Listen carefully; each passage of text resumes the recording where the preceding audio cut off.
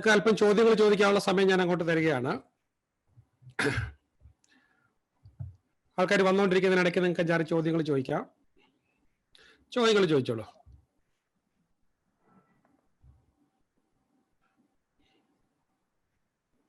ബാക്കി എല്ലാവരും ഒന്ന് മ്യൂട്ട് ചെയ്യുക. ചോദ്യങ്ങൾ ചോദിക്കുന്നവർ മാത്രം. സാർ, എനിക്ക് ആ ബുക്ക് വാങ്ങാനായിട്ട് ഞാൻ എന്താ ചെയ്യേണ്ടത്?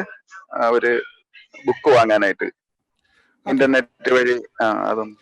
ക്വസ്റ്റ്യൻസ് ചോദിക്കാനുള്ളത് ചോദിച്ചോളൂ. സാറേ നമ്പറും ചാറ്റിലിട്ടോളൂ, കോണ്ടാക്ട് ചെയ്യാം സാറേ ബുക്ക് വാങ്ങാൻ.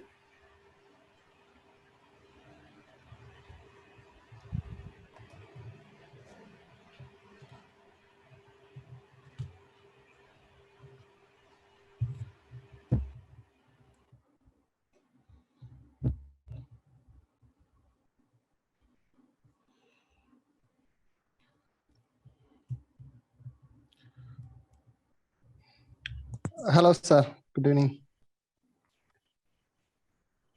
ഹലോ. ഓക്കെ. ഈ തേങ്ങ മുട്ടി അമ്പലങ്ങളിലൊക്കെ തേങ്ങ മുട്ടിയിട്ട് കാര്യങ്ങൾ പറയുമല്ലോ, അത് പഴയ കാര്യങ്ങൾ ഓൾമോസ്റ്റ് ശരിയാവുന്നു. അതെന്താ അങ്ങനെ വരാൻ കാരണം? നല്ല ചോദ്യമാണ്. അടുത്ത ആള് ചോദിച്ചോളൂ.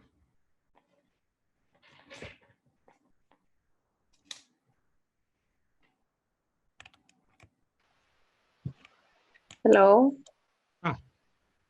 ഈ ചില ആളുകൾക്ക് ഈ മുഖത്ത് പാടുകളൊക്കെ വരുന്ന സമയത്ത് അവർ പറയുന്ന കേൾക്കാം അവരുടെ ജീവിതത്തില് നല്ല കാലം പോയി മോശം കാലം വരെ. അതിപ്പോ ഞാൻ അവരോട് പറയുമ്പോഴും അവരത് അങ്ങോട്ട് അംഗീകരിക്കുന്നില്ല, അങ്ങനെയൊന്നും ഇല്ലാന്ന് പറയുമ്പോ.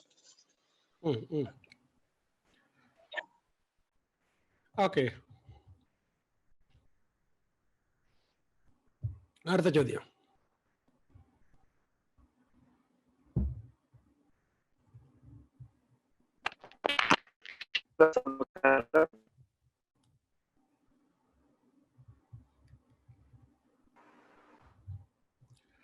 അടുത്ത ചോദ്യം ചോദിച്ചോളൂ. ഹലോ സാർ, ഈ മുസ്ലിങ്ങള് പിന്നെ ഈ ക്ലോസറ്റ്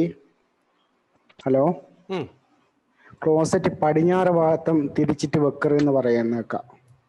അപ്പൊ അതിനെ കുറിച്ചിട്ട് അത് നല്ലതല്ല, മുസ്ലിം മതപ്രകാരമാണ് കൂടുതൽ പറയുന്നത് കേൾക്കുന്നത്.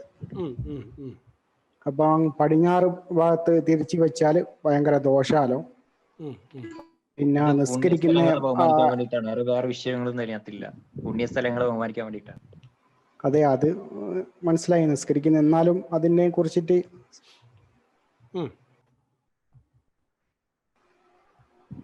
ഓക്കെ, അടുത്ത ചോദ്യം. സാറേ, ഇപ്പൊ ഒരാളുടെ ജീവിതത്തിൽ ഇപ്പം നമ്മളിപ്പം അംബാനിയാണെങ്കിൽ കൂടിയും അദ്ദേഹത്തിന് ധാരാളം കാശുണ്ടായിരിക്കാം, എങ്കിൽ കൂടി അദ്ദേഹം ജീവിതത്തിൽ ചില നല്ല സമയം ഉണ്ടാകാം, അല്ലെങ്കിൽ ചീത്ത സമയം ഉണ്ടാകാം. കാശ് അദ്ദേഹത്തിന് ഉണ്ടെങ്കിലും ഒരുപക്ഷെ അസുഖം മൂലം അദ്ദേഹം കഷ്ടപ്പെടുന്നുണ്ടാവാം. അപ്പം ഇങ്ങനെയുള്ള നമ്മുടെ ജീവിതത്തിൽ ഉണ്ടാകുന്ന ഉയർച്ചയും താഴ്ചയ്ക്കും പ്രധാന കാരണങ്ങൾ എന്തൊക്കെയാണ്? അതിനൊരു കോസ്മിക് പവറോട് എന്തെങ്കിലും ബന്ധമുണ്ടോ? നമുക്ക് എന്താണ് ചെയ്യാൻ സാധിക്കുക അതിനു വേണ്ടിയിട്ട്?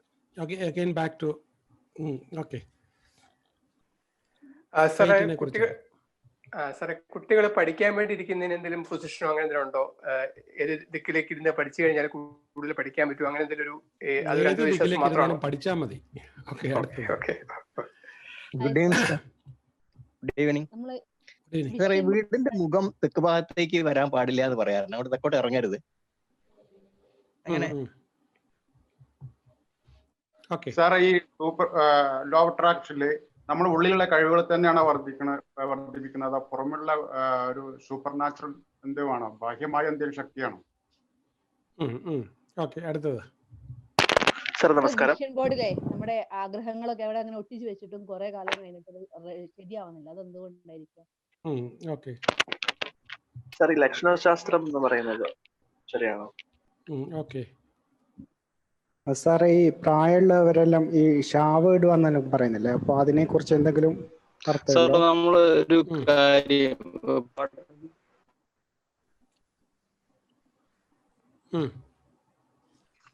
സാറേ നമ്മൾ പഠനമായാലും ഇപ്പൊ മെഡിറ്റേഷൻ ആയാലും ഒരു 21 days തയ്ക്കാൻ പറ്റുന്നില്ല. അപ്പൊ അത് തയ്ക്കാനുള്ള എന്തെങ്കിലും റെമഡീസോ അല്ലെങ്കിൽ എന്താ ബ്ലോക്ക് എങ്ങനെ മാറ്റാൻ പറ്റുന്നു പറയാം? തയ്ക്കുക എന്നുള്ളത് മാത്രമേ ഉള്ളൂ റെമഡി. സാറേ ഇപ്പൊ നമ്മൾ രണ്ട് ബിസിനസ് ചെയ്യുമ്പോഴേ ഓക്കെ കണ്ടിന്യൂ. സാറേ ഇപ്പൊ നമ്മൾ രണ്ട് ബിസിനസ് ചെയ്യുമ്പോഴത്തേക്ക് ഒരു ബിസിനസ്സിൽ ശ്രദ്ധിക്കുമ്പോഴത്തേക്ക് മറ്റത് ഡൗൺ ആവുന്നുണ്ട്, അതിൽ ശ്രദ്ധിക്കുമ്പോൾ ഇത് ഡൗൺ ആവുന്നുണ്ട്. രണ്ടും ഒരുപോലെ കൊണ്ടുപോകാനായിട്ട് സാധിക്കുന്നില്ല. അതുകൊണ്ടാണ് ഒരു കല്യാണം കഴിച്ചാൽ മതി എന്ന് പറയുന്നത്. Okay okay thanks. സാറേ നമുക്ക് നമ്മുടെ മനസ്സിലുള്ള ഒരു കഴിവിനെ നമുക്ക് സബ് കോൺഷ്യസ് മൈൻഡിലേക്ക് എങ്ങനെ ഇംപ്ലിമെന്റ് ചെയ്യാൻ പറ്റും, ഉറപ്പിക്കാനായിട്ട് എങ്ങനെ ചെയ്യാൻ പറ്റും? ഓക്കെ.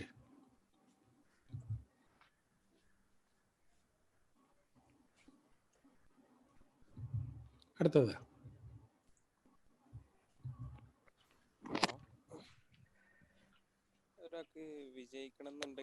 ചോദ്യം ഇങ്ങോട്ട് എത്തുന്നില്ല, സൗണ്ട് ഇല്ല. അടുത്ത ചോദ്യം. ഒരാൾക്ക് വിജയിക്കണം എന്നുണ്ടെങ്കിൽ ഒരു ഫെയിലിയർ അത്യാവശ്യമാണോ? ഓക്കെ, ചോദ്യം കൊള്ളാം. അടുത്ത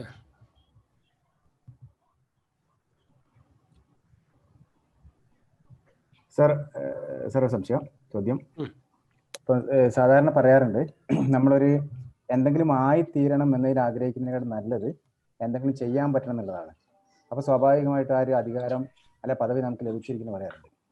ഇപ്പൊ നരേന്ദ്രമോദി പോയിട്ട് ഒരു പോളിസി അതായിരുന്നു, കാരണം അങ്ങനെ ആവണം എന്നുള്ളതല്ല, എന്തെങ്കിലും ചെയ്യാൻ പറ്റണം. അപ്പൊ ഇതിൽ ഏതാണ് ശരി എന്നുള്ളതാണ്. ഓക്കെ, അടുത്ത ചോദ്യം. Hello sir, good evening sir. Sir, നമ്മൾ ഒരാളെ ഫോൺ വിളിക്കാൻ വേണ്ടി എടുക്കുന്ന സമയത്ത് അവരുടെ ഫോൺ ഓൺ ദി സ്പോട്ടിൽ നമ്മളിലേക്ക് വരുന്നത് അത് എന്തുകൊണ്ടാണ്? ഞാൻ കഴിഞ്ഞ ആഴ്ച എനിക്ക് സംഭവം ഉണ്ടായി. ഒരാളെ കോൾ ചെയ്യാൻ വേണ്ടി വാട്സപ്പിൽ മെസ്സേജ് അയക്കുമ്പോൾ ആ സ്പോട്ടിലെ ആളുടെ കോൾ കയറി വന്നു. Okay, continue. Hello sir. Sir, ഒരു സംശയം. സാർ എപ്പോഴും പറയും മെഡിറ്റേഷൻ ചെയ്യുമ്പോ എന്തോ ഒരു അവസാനം ഒരു പരമാനന്ദം കിട്ടുന്നു. പക്ഷെ ഞങ്ങളൊന്നും മെഡിറ്റേഷൻ ചെയ്യുമ്പോ ഞങ്ങൾ തുടങ്ങിയിട്ടുള്ളൂ. അപ്പൊ എന്ത് പരമാനന്ദാണ് സാറിന് ഫീൽ ചെയ്യണേ? അതെന്താണെന്ന് പറഞ്ഞു. എന്തായാലും എന്റെ ഫീലിംഗ് നിങ്ങൾക്ക് ഉണ്ടാവൂല, നിങ്ങൾ സ്വയം ഫീലിംഗ് ഉണ്ടാക്കണം. ഓക്കെ, നോക്കാം. അടുത്ത ആള്. ബന്ധപ്പെട്ട ചോദ്യം ചോദിക്കാണ്. മെഡിറ്റേഷന്റെ NLP ക്ലാസ്സിൽ നമ്മൾ സ്റ്റാർട്ട് ഇന്ന് മെഡിറ്റേഷൻ അല്ല, ഇന്ന് സബ്ജക്ട് എന്ന് പറഞ്ഞാൽ നമ്മൾ വിശ്വാസമായിട്ട് ബന്ധപ്പെട്ടതാണ്. ടോപ്പിക്കിലോട്ട് മാത്രം ചോദിക്കുക. ഓക്കെ ശരി. സാർ, ഒരു ഡൗട്ട് ഉണ്ട്. നമ്മൾ ഈ വിശ്വാസങ്ങള് ചില സ്ഥലങ്ങളിൽ പറ്റില്ല. വൺ ബൈ വൺ ചോദിക്കും. ആള് ചോദിച്ചതിന് ശേഷം അടുത്ത ആള്. സർ, ചില സ്ഥലങ്ങളിൽ വീട് വെക്കാൻ പറ്റില്ല, ദോഷമുള്ള സ്ഥലമാണ്. അതിലെന്തെങ്കിലും ഉണ്ടോ?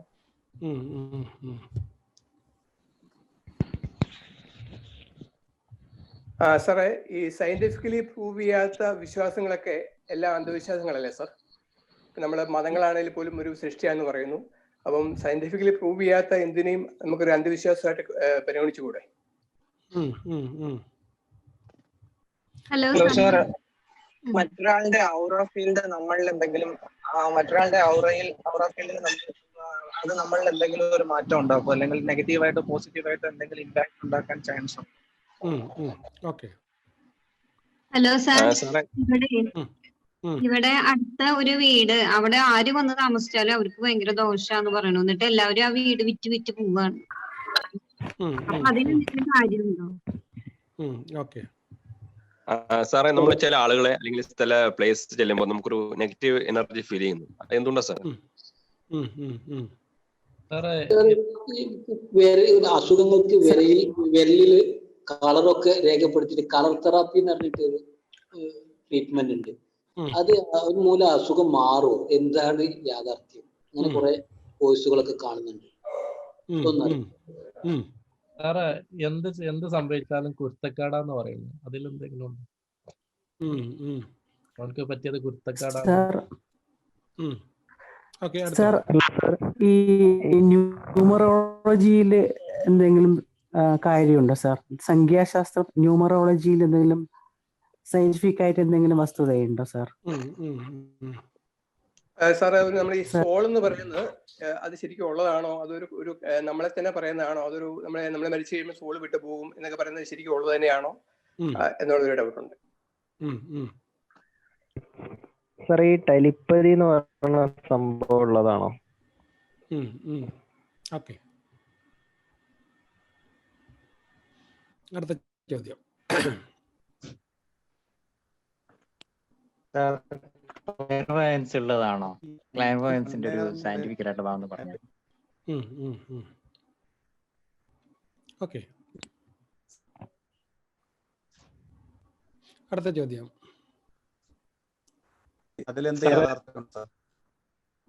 സാറേ, ഈ ആൾ ദൈവങ്ങളെ പൂജിക്കരുത്, അവരെ കാൽ തൊട്ട് വന്ദിക്കരുത്, അവരെ കാൽ തൊട്ട് വന്ദിച്ചു എന്ന് പറയരുത് എന്നൊക്കെ സാർ എപ്പോഴും പറയുന്നതാണ്.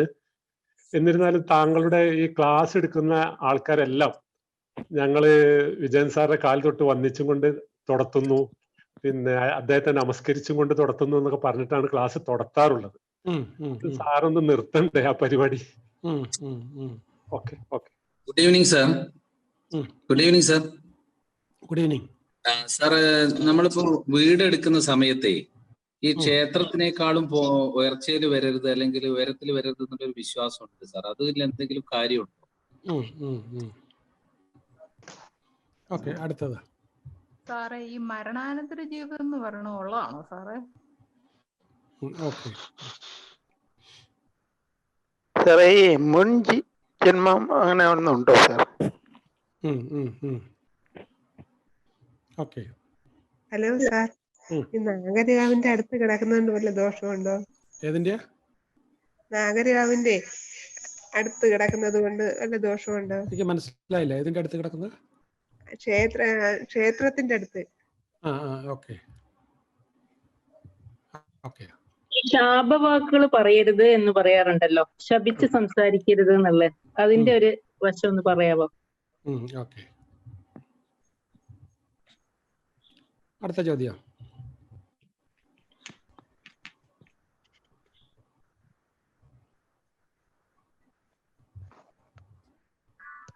ഹലോ സാറേ, നമ്മള് വീട്ടിൽ ഈ സന്ധ്യാദീപം തെളിയിക്കുന്നുണ്ടല്ലോ, അപ്പൊ അതിനെന്തെങ്കിലും ഈ വിശ്വാസപരമായ എന്തെങ്കിലും ഇത്?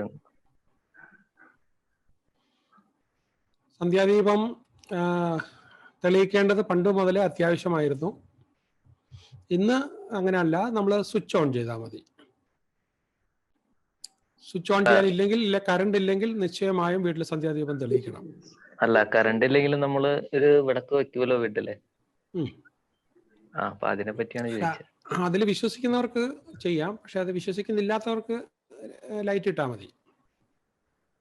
അല്ലാതെ ആചാരപരമായ ഒരു വിശ്വാസമൊന്നുമില്ലല്ലോ അതിൽ. ആചാരപരം ആണ്, പക്ഷെങ്കിൽ അതിന്റെ പുറകിൽ സയൻസ് ഇല്ല.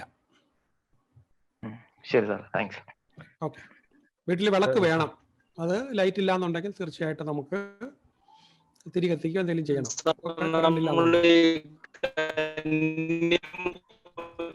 തിരിയുന്നില്ല. അടുത്ത ആള് ചോദിക്കുക. സൗണ്ട് ശരിയല്ല.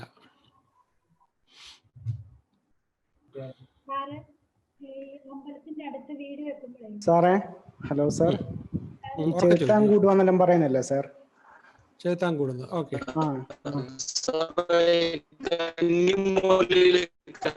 തിരിയാത്ത ആൾക്കാർ ചോദിക്കരുത്, സമയം പോകും കേട്ടോ. നിങ്ങളുടെ കണക്ഷൻ ഇപ്പൊ ചോദിക്കുന്ന ആള് ചോദിച്ചിട്ട് കാര്യമില്ല, നമുക്കൊന്നും മനസ്സിലാവുന്നില്ല. അടുത്ത ആള് ചോദിക്കും, ഒന്നും കിട്ടുന്നില്ല. Okay, next question. Hello sir. Next question. ഈ മന്ത്രിച്ച വെള്ളം കുടിച്ചാൽ എന്ത് അസുഖം മാറും എന്നുള്ള? Okay okay. സാർ, ഈ ഡ്യുവൽ പേഴ്സണാലിറ്റി എന്നൊക്കെ പറയുന്നുണ്ടല്ലോ. ഡ്യുവൽ പേഴ്സണാലിറ്റി നമ്മൾ പഠിക്കാത്ത ഭാഷകൾ ചിലർ സംസാരിക്കുന്നു, അല്ലെങ്കിൽ പ്രായത്തിൽ കഴിഞ്ഞ ആൾക്കാർ. മനസ്സിലായി, ഞാൻ പറയാം അതിനെ കുറിച്ച്.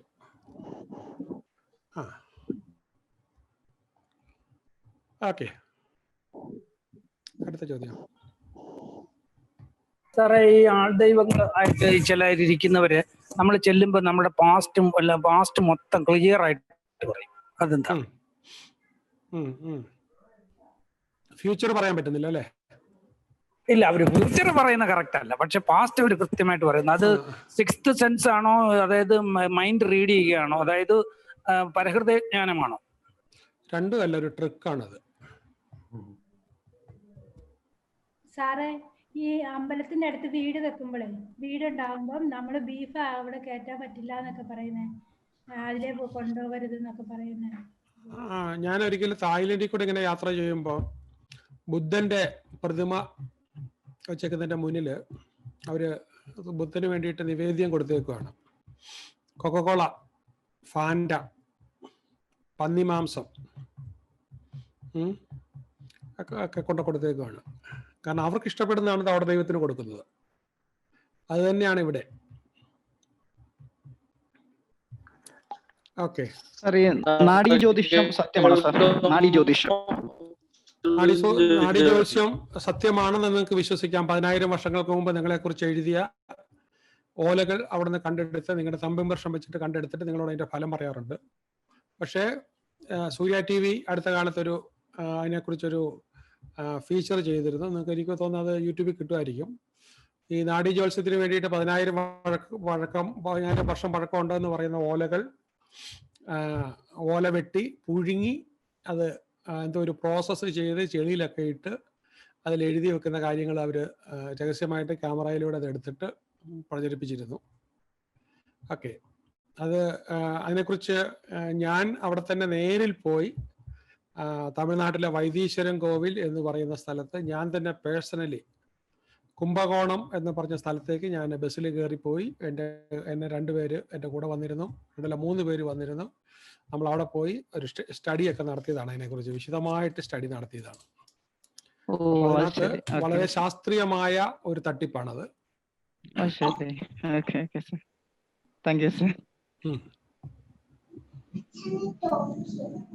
അടുത്ത സംസാരിക്കാം അല്ലേ? പെട്ടെന്ന് ചോദിച്ചോളൂ, ഞാൻ ക്ലാസ് എടുത്ത് തുടങ്ങാൻ പോവാണ്. സാറേ, കന്നിമൂരിൽ കിണർ വരാൻ പാടില്ല എന്നുള്ളതിന്റെ അടിസ്ഥാന വശം എന്തെങ്കിലും അറിയാമോ? കന്നിമൂരിൽ കിണറും ശൗചാലയം വരാൻ പാടില്ല എന്നുള്ള ഒരു വിശ്വാസം ഉണ്ടല്ലോ, അത് തെറ്റാണോ? അല്ല, നിങ്ങൾ ഇപ്പൊ ചോദിച്ചത് തെറ്റാണ്. ശൗചാലയം വരാൻ പാടില്ല, കിണർ വരാം എന്നുള്ളതാണ്.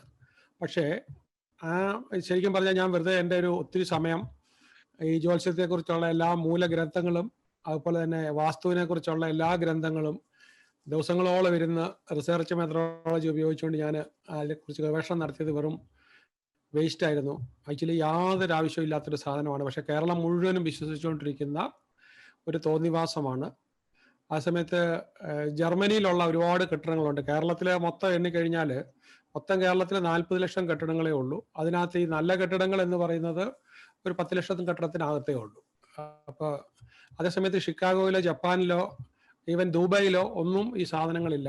അത് കേരളത്തിന് വേണ്ടി മാത്രം ദൈവം കനിഞ്ഞ് അനുഗ്രഹിച്ചു തന്നൊരു ശാസ്ത്രമാണ് വാസ്തുശാസ്ത്രം.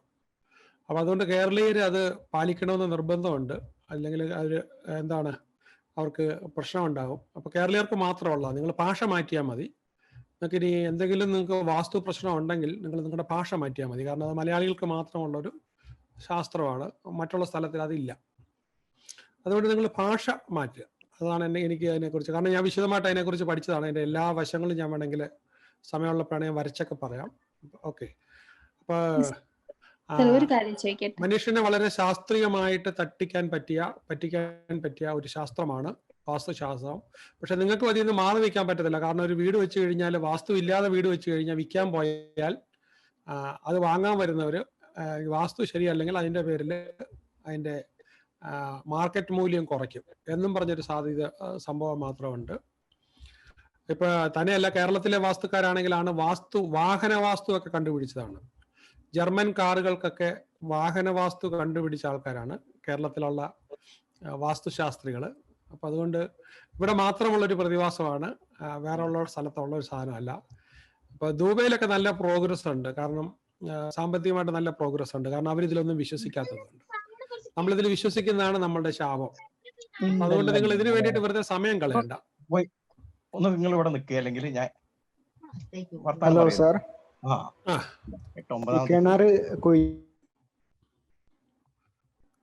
കിണറിനെ കുറിച്ച് ഞാൻ കഴിഞ്ഞ പ്രാവശ്യം നന്നായിട്ട് സംസാരിച്ചായിരുന്നു. എൻ്റെ വീഡിയോ കണ്ടാൽ മതി.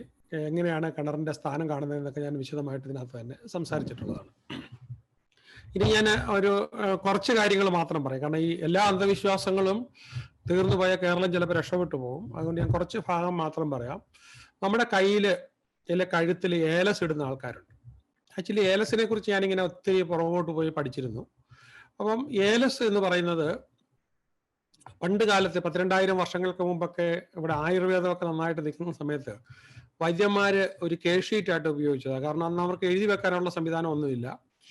അപ്പൊ ഇങ്ങനെ കയ്യില് അവരൊരു തകിട് കെട്ടിയിട്ട് അതിനകത്ത് ചെമ്പോലയിൽ എഴുതി എന്തു മരുന്നാണ് കൊടുത്തത്, ദശമൂലകടുത്രയം കൊടുത്തു, ഇല്ല ഇന്ദുകാന്ത ഹൃദം കൊടുത്തു എന്നൊക്കെ പറഞ്ഞ് അതിനകത്ത് എഴുതി ചുരുട്ടി അതിനകത്ത് കയറ്റി വെക്കും.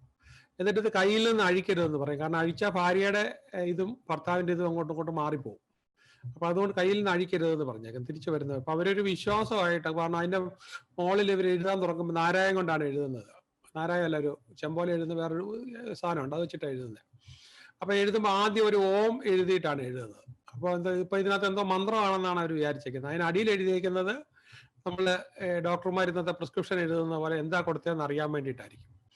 അപ്പൊ അതിൽ നിന്നാണ് പിന്നീട് അത് വന്ന് നമുക്കൊരു വൈദ്യന്മാരുണ്ടാക്കിയ സംഭവം പിന്നെ ഒരു വിൽപ്പന ചരക്കായി. ഇന്നിപ്പോ എല്ലാ നമ്മൾ പോകുന്ന എല്ലാ കടകളിലും സ്വർണ്ണക്കടകളിലും ഏലസിന്റെ വ്യാപാരം പൊടിപൊടിയായിട്ട് നടക്കുന്നുണ്ട്. കാരണം അതിനകത്ത് അപ്പൊ അതുപോലെ തന്നെ ഏലസിനകത്ത് എഴുതി കയറ്റുന്നതിന് വേണ്ടിയിട്ട് സുദർശന യന്ത്രം, മംഗല്യ യന്ത്രം, പിന്നെന്താണ് ധന ആകർഷണക യന്ത്രം, ധന ആകർഷണ ഭൈരവ യന്ത്രം, ഇങ്ങനെ കുറെ യന്ത്രങ്ങളൊക്കെ ഉണ്ടാക്കിയിട്ടുണ്ട്. പക്ഷെ ഇതിനകത്തൊരു വലിയ സത്യമുണ്ട്. 29 വയസ്സായിട്ടും കല്യാണം നടക്കാത്തൊരു പെൺകുട്ടിക്ക് ഒരു ഏലസ് നിങ്ങൾ കൊടുക്കുകയാണ്. ആ ഏലസിന് അത്ഭുത ശക്തി ഉണ്ട് എന്ന് ആ കുട്ടി വിശ്വസിക്കുകയാണെങ്കിൽ 6 മാസത്തിനകത്ത് കല്യാണം നടക്കും ഈ ഏലസ് കെട്ടിയാൽ എന്ന പെൺകുട്ടി ചിന്തിക്കുകയാണെങ്കിൽ നമ്മുടെ ബ്രെയിനിൽ റെറ്റിക്കുലർ ആക്ടിവേറ്റിംഗ് സിസ്റ്റം, ഞാൻ അതിനെക്കുറിച്ച് പഠിച്ച് മനസ്സിലാക്കിയിട്ടുള്ളവർക്ക് അത് പെട്ടെന്ന് മനസ്സിലാകും. ആ കുട്ടിയുടെ റെറ്റിക്കുലർ ആക്ടിവേറ്റിംഗ് സിസ്റ്റം റീപ്രോഗ്രാംഡ് ആവുകയാണ്. കാരണം ഇതിൽ നിന്ന് എനിക്കൊരു കല്യാണം വരും, ഇതിന്റെ ശക്തി കൊണ്ട് എനിക്കൊരു കല്യാണം വരുമെന്ന് ആ പെൺകുട്ടി ശക്തമായിട്ട് വിശ്വസിക്കുന്നു. അപ്പൊ അതിന്റെ പേരിൽ തീർച്ചയായിട്ടും ആ കുട്ടിയുടെ റെറ്റിക്കുലർ ആക്ടിവേറ്റിംഗ് സിസ്റ്റം അതിലേക്ക് ട്യൂൺ ചെയ്ത് വെക്കുമായിരിക്കും. അപ്പൊ അതുകൊണ്ട് പുറത്തേക്ക് ഇറങ്ങി എവിടെ പോയാലും ആരെങ്കിലും പുരുഷന്മാർ നോക്കിക്കഴിഞ്ഞാൽ പെൺകുട്ടി പണ്ട് അവഗണിച്ചുകൊണ്ടിരുന്നതാണ്. കാരണം എനിക്ക് കല്യാണം നടക്കൂല എന്നാ കുട്ടി മനസ്സിൽ പറഞ്ഞുകൊണ്ടിരുന്നത്. പക്ഷെ ഇത് കെട്ടിയേക്കുന്ന മുതൽ ഈ പറഞ്ഞ ഈ ഏലസ് കൊണ്ട് തന്ന സ്വാമിയെ കുറിച്ചുള്ള വിശ്വാസം, വിജയാനന്ദ സ്വാമി ഹിമാലയത്തിൽ നിന്നും കൊണ്ടു തന്ന ഏലസാണ്. അതുകൊണ്ട് ഉറപ്പായിട്ട് നടക്കുമെന്ന് കുട്ടി വിശ്വസിച്ചു കഴിഞ്ഞാൽ അത് കഴിഞ്ഞാൽ സൂപ്പർ മാർക്കറ്റിൽ പോകുമ്പോഴത്തേക്ക് ഏതെങ്കിലും സൈഡിൽ നിന്നോ അലമാരിയുടെ പുറകിൽ നിന്നൊക്കെ ഏതൊരു ചേട്ടൻ നോക്കി കഴിഞ്ഞാൽ പെൺകുട്ടി ഉടനെ റെസ്പോണ്ട് ചെയ്യാൻ തുടങ്ങും.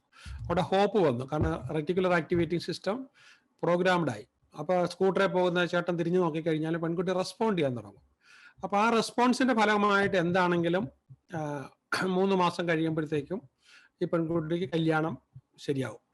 അപ്പൊ അതുകൊണ്ട് ഇത് വളരെ വിശ്വാസമായിട്ട് ഈ പറഞ്ഞ എല്ലാ സാധനത്തിനും, നിങ്ങളിപ്പോ ഈ നമ്മൾ സംസാരിച്ച എല്ലാ സാധനത്തിനും റെറ്റിക്കുലർ ആക്ടിവേറ്റിംഗ് സിസ്റ്റം ഫോം ചെയ്യാൻ വളരെ നല്ല ടൂളാണ്. ഓക്കെ, അതുകൊണ്ട് ഈ പോസിറ്റീവ് ആയിട്ടുള്ള സംഭവങ്ങളെല്ലാം നിങ്ങൾ സ്വീകരിച്ചോളൂ. അപ്പൊ വാസ്തുവാണെങ്കിലും എന്ത് സാധനമാണെങ്കിലും പോസിറ്റീവ് ആയിട്ടുള്ള വിശ്വാസങ്ങൾ ഉണ്ടാക്കാൻ നല്ലതാണ്. പക്ഷെ അതിൻ്റെ കൂടെ നമ്മൾ നെഗറ്റീവ് ആയിട്ടുള്ള വിശ്വാസങ്ങൾ കൂടെ അവർ നമുക്ക് തന്നു കഴിഞ്ഞാൽ നമ്മളത് എക്സ്പെക്ട് ചെയ്യുകയാണ്. അപ്പൊ ആ ഒരു പ്രതീക്ഷയിൽ നിന്ന് നമുക്ക് ആപത്ത് വരാനും ആ പ്രവചനം അതുപോലെ ഫലിക്കാനുമുള്ള സാധ്യത വളരെ കൂടുതലാണ്. അതുകൊണ്ടാണ് ഈ വിശ്വാസത്തിന് അത് അപകടമുള്ളത്. നല്ല കാര്യങ്ങൾ ആങ്കർ ചെയ്യാൻ വേണ്ടിയിട്ട്, ഇതിന് ആങ്കറിംഗ് എന്നും പറഞ്ഞ് NLPയിൽ ഒരു മെത്തേഡ് ഉണ്ട്. അപ്പൊ ആങ്കർ ചെയ്യാൻ വേണ്ടിയിട്ട് ഇങ്ങനെയുള്ള സാധനങ്ങൾ ഉപയോഗിക്കുന്നത് അതിൽ തെറ്റൊന്നുമില്ല, ലോകം മുഴുവനും ഉപയോഗിക്കുന്നതാണ്. അതൊരു ആങ്കറിംഗ് ആണ്. അതായത് ബറാക് ഒബാമ പ്രസിഡന്റ് ആകുന്നതിന് മുമ്പ് വളരെ ചെറുപ്പത്തിൽ തന്നെ ഇന്തോനേഷ്യയിൽ നിന്നും പുള്ളിക്ക് കിട്ടിയ ഒരു ഹനുമാൻ വിഗ്രഹം, ചെറിയൊരു ഹനുമാൻ വിഗ്രഹം, താക്കോലിന്റെ വലിപ്പമുള്ള, അതിൽ അദ്ദേഹം ഇടയ്ക്കിടയ്ക്ക് തിരുമ്പുമ്പോൾ അദ്ദേഹത്തിന് ശക്തി കൂടുതൽ വരുന്നതായിട്ട്, പെട്ടെന്ന് ഒരു ഉന്മേഷം തോന്നുന്നതായിട്ടൊക്കെ അദ്ദേഹം പറയുന്നുണ്ടായിരുന്നു. അതൊരു ആങ്കറിങ് എന്ന് പറയുന്ന ഒരു ഇതാണ്. ചില ആൾക്കാർ ചില സ്ഥലത്തിനോട് ആങ്കർ ചെയ്യുന്നത്. പണ്ട് നമ്മുടെ മരിച്ചുപോയ മുഖ്യമന്ത്രിയായിരുന്ന കെ കരുണാകരൻ അദ്ദേഹത്തിന് ഗുരുവായൂരുമായിട്ട് ആങ്കർ ചെയ്ത് വെച്ചിരിക്കുകയാണ്. ചില ആൾക്കാർ അമ്മയെ പോയി കണ്ടു കഴിഞ്ഞാൽ പിന്നെ അടുത്ത 2 മാസത്തേക്ക് ഭയങ്കരമായിട്ടുള്ള ഉന്മേഷം വരും. ജന്മസ്ഥലത്ത് പോയി കഴിഞ്ഞാൽ ഇങ്ങനെ ചില ആൾക്കാർ ചില വസ്തുക്കളും സാധനങ്ങളും അമ്പലങ്ങളും രുദ്രാക്ഷം ഇങ്ങനെ സംഭവങ്ങളൊക്കെ ആയിട്ട് അവരെ ആങ്കർ ചെയ്ത് വെച്ചേക്ക്. അപ്പം നങ്കൂരം ഇടുക എന്ന് പറഞ്ഞാൽ കെട്ടിയിടുക എന്നാണ് അതിന്റെ അർത്ഥം.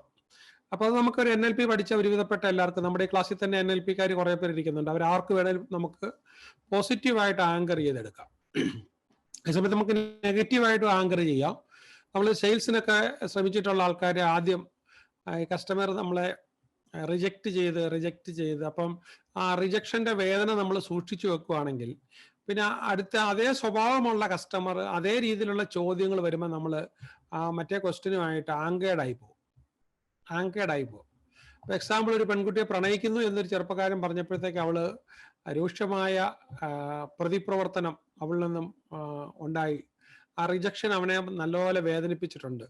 അപ്പൊ അങ്ങനെ ഉണ്ടെങ്കിൽ അവൻ പല പ്രാവശ്യം റിജക്ട് ചെയ്യപ്പെട്ടവനാണെങ്കിൽ മറ്റൊരു പെൺകുട്ടിയെ കണ്ടു കഴിഞ്ഞാലും അവൻ എത്ര ആഗ്രഹമുണ്ടെങ്കിലും ആ പെൺകുട്ടിയോട് അവന്റെ പ്രണയം പറയാനായിട്ടുള്ള കഴിവ് വരത്തില്ല. കാരണം ആ നെഗറ്റീവ്ലി ആങ്കർ ചെയ്ത് വെച്ചിരിക്കുകയായിരിക്കും. അപ്പൊ അവിടെ നമ്മൾ നെഗറ്റീവ് ആങ്കറിങ്ങും പോസിറ്റീവ് ആങ്കറിങ്ങും, അപ്പൊ ഈ പറഞ്ഞ പല വിശ്വാസത്തിനകത്ത് മുമ്പേ വിളക്കിനെ കുറിച്ച് പറഞ്ഞ് വീടായ വിളക്ക് വെക്കണം. വിളക്ക് വെക്കുന്നത് വീട്ടിൽ പ്രകാശം ഉണ്ടാകണം എന്നതുകൊണ്ട് തന്നെയാണ്. സന്ധ്യയാകുന്ന സമയത്ത് അതിനെ വിശ്വാസമായിട്ട് ലക്ഷ്മി വരത്തില്ല, സരസ്വതി വരത്തില്ല എന്നൊക്കെ പറഞ്ഞ് നമ്മൾ അതിനെ ഒരു വിശ്വാസമായിട്ട് ചേർത്ത് വെച്ചിട്ടുണ്ട്. അപ്പൊ അത് മാത്രമേ ഉള്ളൂ. പക്ഷേങ്കിൽ വീടായാൽ വെളിച്ചം, സന്ധ്യയാകുമ്പോൾ വെളിച്ചം വേണം എന്നുള്ളത്. നമ്മളിപ്പോൾ ഇലക്ട്രിസിറ്റി വന്നതോടുകൂടി, ഇലക്ട്രിസിറ്റിക്ക് മുമ്പ് മെഴുകുതിരി ആയിരുന്നപ്പോഴത്തേക്ക് ലോകം മുഴുവനും മെഴുകുതിരിയായിരുന്നു കത്തിച്ചിരുന്നത്. ഇലക്ട്രിസിറ്റി ആയി കഴിഞ്ഞപ്പോഴത്തേക്ക് ഇലക്ട്രിസിറ്റി ആയി. അത് കഴിഞ്ഞപ്പോഴത്തേക്ക് നമ്മളത് ഫ്ലോറസെന്റ് ഉപയോഗിക്കാൻ തുടങ്ങി. ഇപ്പം നമ്മൾ സൗരോർജത്തിൽ കത്തുന്ന LED ലാമ്പുകളായി. മറ്റ് ലോക നഗരങ്ങൾ മുഴുവനും LED സൗകര്യത്താൽ സൗരോർജമായിട്ട് റിഫ്ലക്ട് ചെയ്തുകൊണ്ട് സന്ധ്യ ആകുമ്പോഴേ ഇത് കത്താൻ തുടങ്ങും. സന്ധ്യ ആകുമ്പോഴേ എൻ്റെ നഗരം മുഴുവൻ കത്താൻ തുടങ്ങുന്ന വീടുകളിൽ ഇങ്ങനെ പ്രകാശം വരുന്ന രീതിയിൽ ചെയ്തു വെച്ചിട്ടുണ്ട്. അപ്പൊ അത് വളരെ നല്ല കാര്യമാണത്. അപ്പൊ അതിന് അത് തന്നെ മതി. അതിന്റെ കൂട്ടത്തിൽ ഇപ്പം ജപ്പാനിൽ ഭയങ്കര പ്രോഗ്രസ്. എനിക്ക് ജപ്പാൻ ഞാൻ പഠിച്ചിരുന്നതുകൊണ്ട് അവിടുത്തെ ഒരു കൾച്ചറിൽ എനിക്ക് ഒരുപാട് കോൺട്രിബ്യൂഷൻ കിട്ടിയിട്ടുണ്ട്. അവിടുത്തെ പ്രോഗ്രസിന് കാരണം എന്ന് പറഞ്ഞു കഴിഞ്ഞാൽ എന്താണ്, ഈ ഒരു കാര്യമാണ്. അവർ സയൻസ് ശരിക്കും ഉപയോഗിക്കുന്നുണ്ട്. സയൻസും ട്രഡീഷനും ഒന്നിച്ച് അവർ ഉപയോഗിച്ചുകൊണ്ടിരിക്കുന്നുണ്ട്. വാല്യൂസ് ഉണ്ട്, പക്ഷെ മതത്തിന്റെ പേരിലുള്ള അന്ധവിശ്വാസങ്ങൾ അവിടെ തീരെയില്ല. ഓക്കെ, അവിടെ അപ്പൊ ആ ഒരു അവിടുത്തെ ആ ഒരു പ്രോഗ്രസ് എന്താ, നമ്മളുടെ പ്രോഗ്രസ് എന്താ? ഇവിടെ നമുക്ക് ഇങ്ങനെ ഈ വിശ്വാസങ്ങൾ ഇവിടെ എടുത്ത് ഇങ്ങനെ കുറെ വിശ്വാസങ്ങൾ, ഒരു 10-100 വിശ്വാസങ്ങൾ എടുത്തു കഴിയുമ്പോൾ നമ്മൾ ഇതിനകത്ത് കൂടുതൽ എണ്ണവും തളർത്തി കളയുന്ന, നെഗറ്റീവ് ആക്കി കളയുന്ന വിശ്വാസങ്ങൾ നമുക്കുണ്ട്. ശാപവാക്കുകൾ പറഞ്ഞു കഴിഞ്ഞാൽ നമ്മൾ മൈൻഡ് മാസ്റ്ററിയിൽ പറയുന്നുണ്ടത്. നമ്മൾ ഉടനെ തന്നെ അഡ്വേഴ്സ് ആയിട്ട് ഒരു ശാപവാക്കുകൾ കേട്ട് കഴിഞ്ഞാൽ ഉടനെ തന്നെ നമ്മൾ മനസ്സിനകത്ത് അതിനെ പ്രോഗ്രാം ചെയ്ത് അങ്ങ് റിജക്ട് ചെയ്ത് കഴിഞ്ഞാൽ ഒരു വിധത്തിലും നമ്മളെ ശാപം ഏക്കത്തില്ല. മുടിഞ്ഞു പോകും, നശിച്ചു പോകും എന്ന് പറഞ്ഞാൽ നമ്മളെ അത് ഏക്കത്തില്ല. അത് പറയുന്നവരെ മാത്രമേ ഏക്കത്തുള്ളൂ, നമ്മളെ യാതൊരു വിധത്തിലും അത് ബാധിക്കത്തില്ല. അപ്പൊ അതുപോലെയാണ് നമുക്ക് ഈ ക്ഷേത്രത്തിന്റെ അടുത്ത് അതൊക്കെ ഇങ്ങനെ പറഞ്ഞ് ലെജൻഡ്സ് ഉണ്ടാക്കിയേക്കുവാണ്. അവിടുത്തെ പശു ചത്തു, പട്ടി ചത്തു, പശുക്കിടാവ് ചത്തു, ഇനി മനുഷ്യനായിരിക്കും ചാകുന്നത്. ക്ഷേത്രത്തിന്റെ അടുത്ത് കൊണ്ടുവന്ന് വീട് വെച്ചത് കൊണ്ടാണ്. അച്ചത്തി, അപ്പൊ നമ്മൾ ക്ഷേത്രത്തെ കുറിച്ച് പഠിക്കുമ്പോഴത്തേക്ക് ഈ പ്രശ്നം തീർന്നു. ക്ഷേത്രം എങ്ങനെയാണ് ഉണ്ടായത്? ക്ഷേത്രം ഉണ്ടായ ആദ്യ കാലങ്ങളിൽ, ക്ഷേത്രം ഉണ്ടായതിലേക്ക് നമ്മൾ പോകുമ്പോൾ നമ്മൾ വേദങ്ങളിൽ പറഞ്ഞിരിക്കുന്ന ധർമ്മം പഠിപ്പിക്കുന്ന ആലയമായിരുന്നു ആ ക്ഷേത്രം എന്ന് പറഞ്ഞാൽ തന്നെ. അവിടെ ഒരു വലിയ സ്ഥലത്തിരുന്ന് ആചാര്യന്മാര് ധർമ്മം എന്താണെന്ന് സാധാരണ ജനങ്ങൾക്ക് പറഞ്ഞു കൊടുക്കുന്ന സ്ഥലമായിരുന്നു.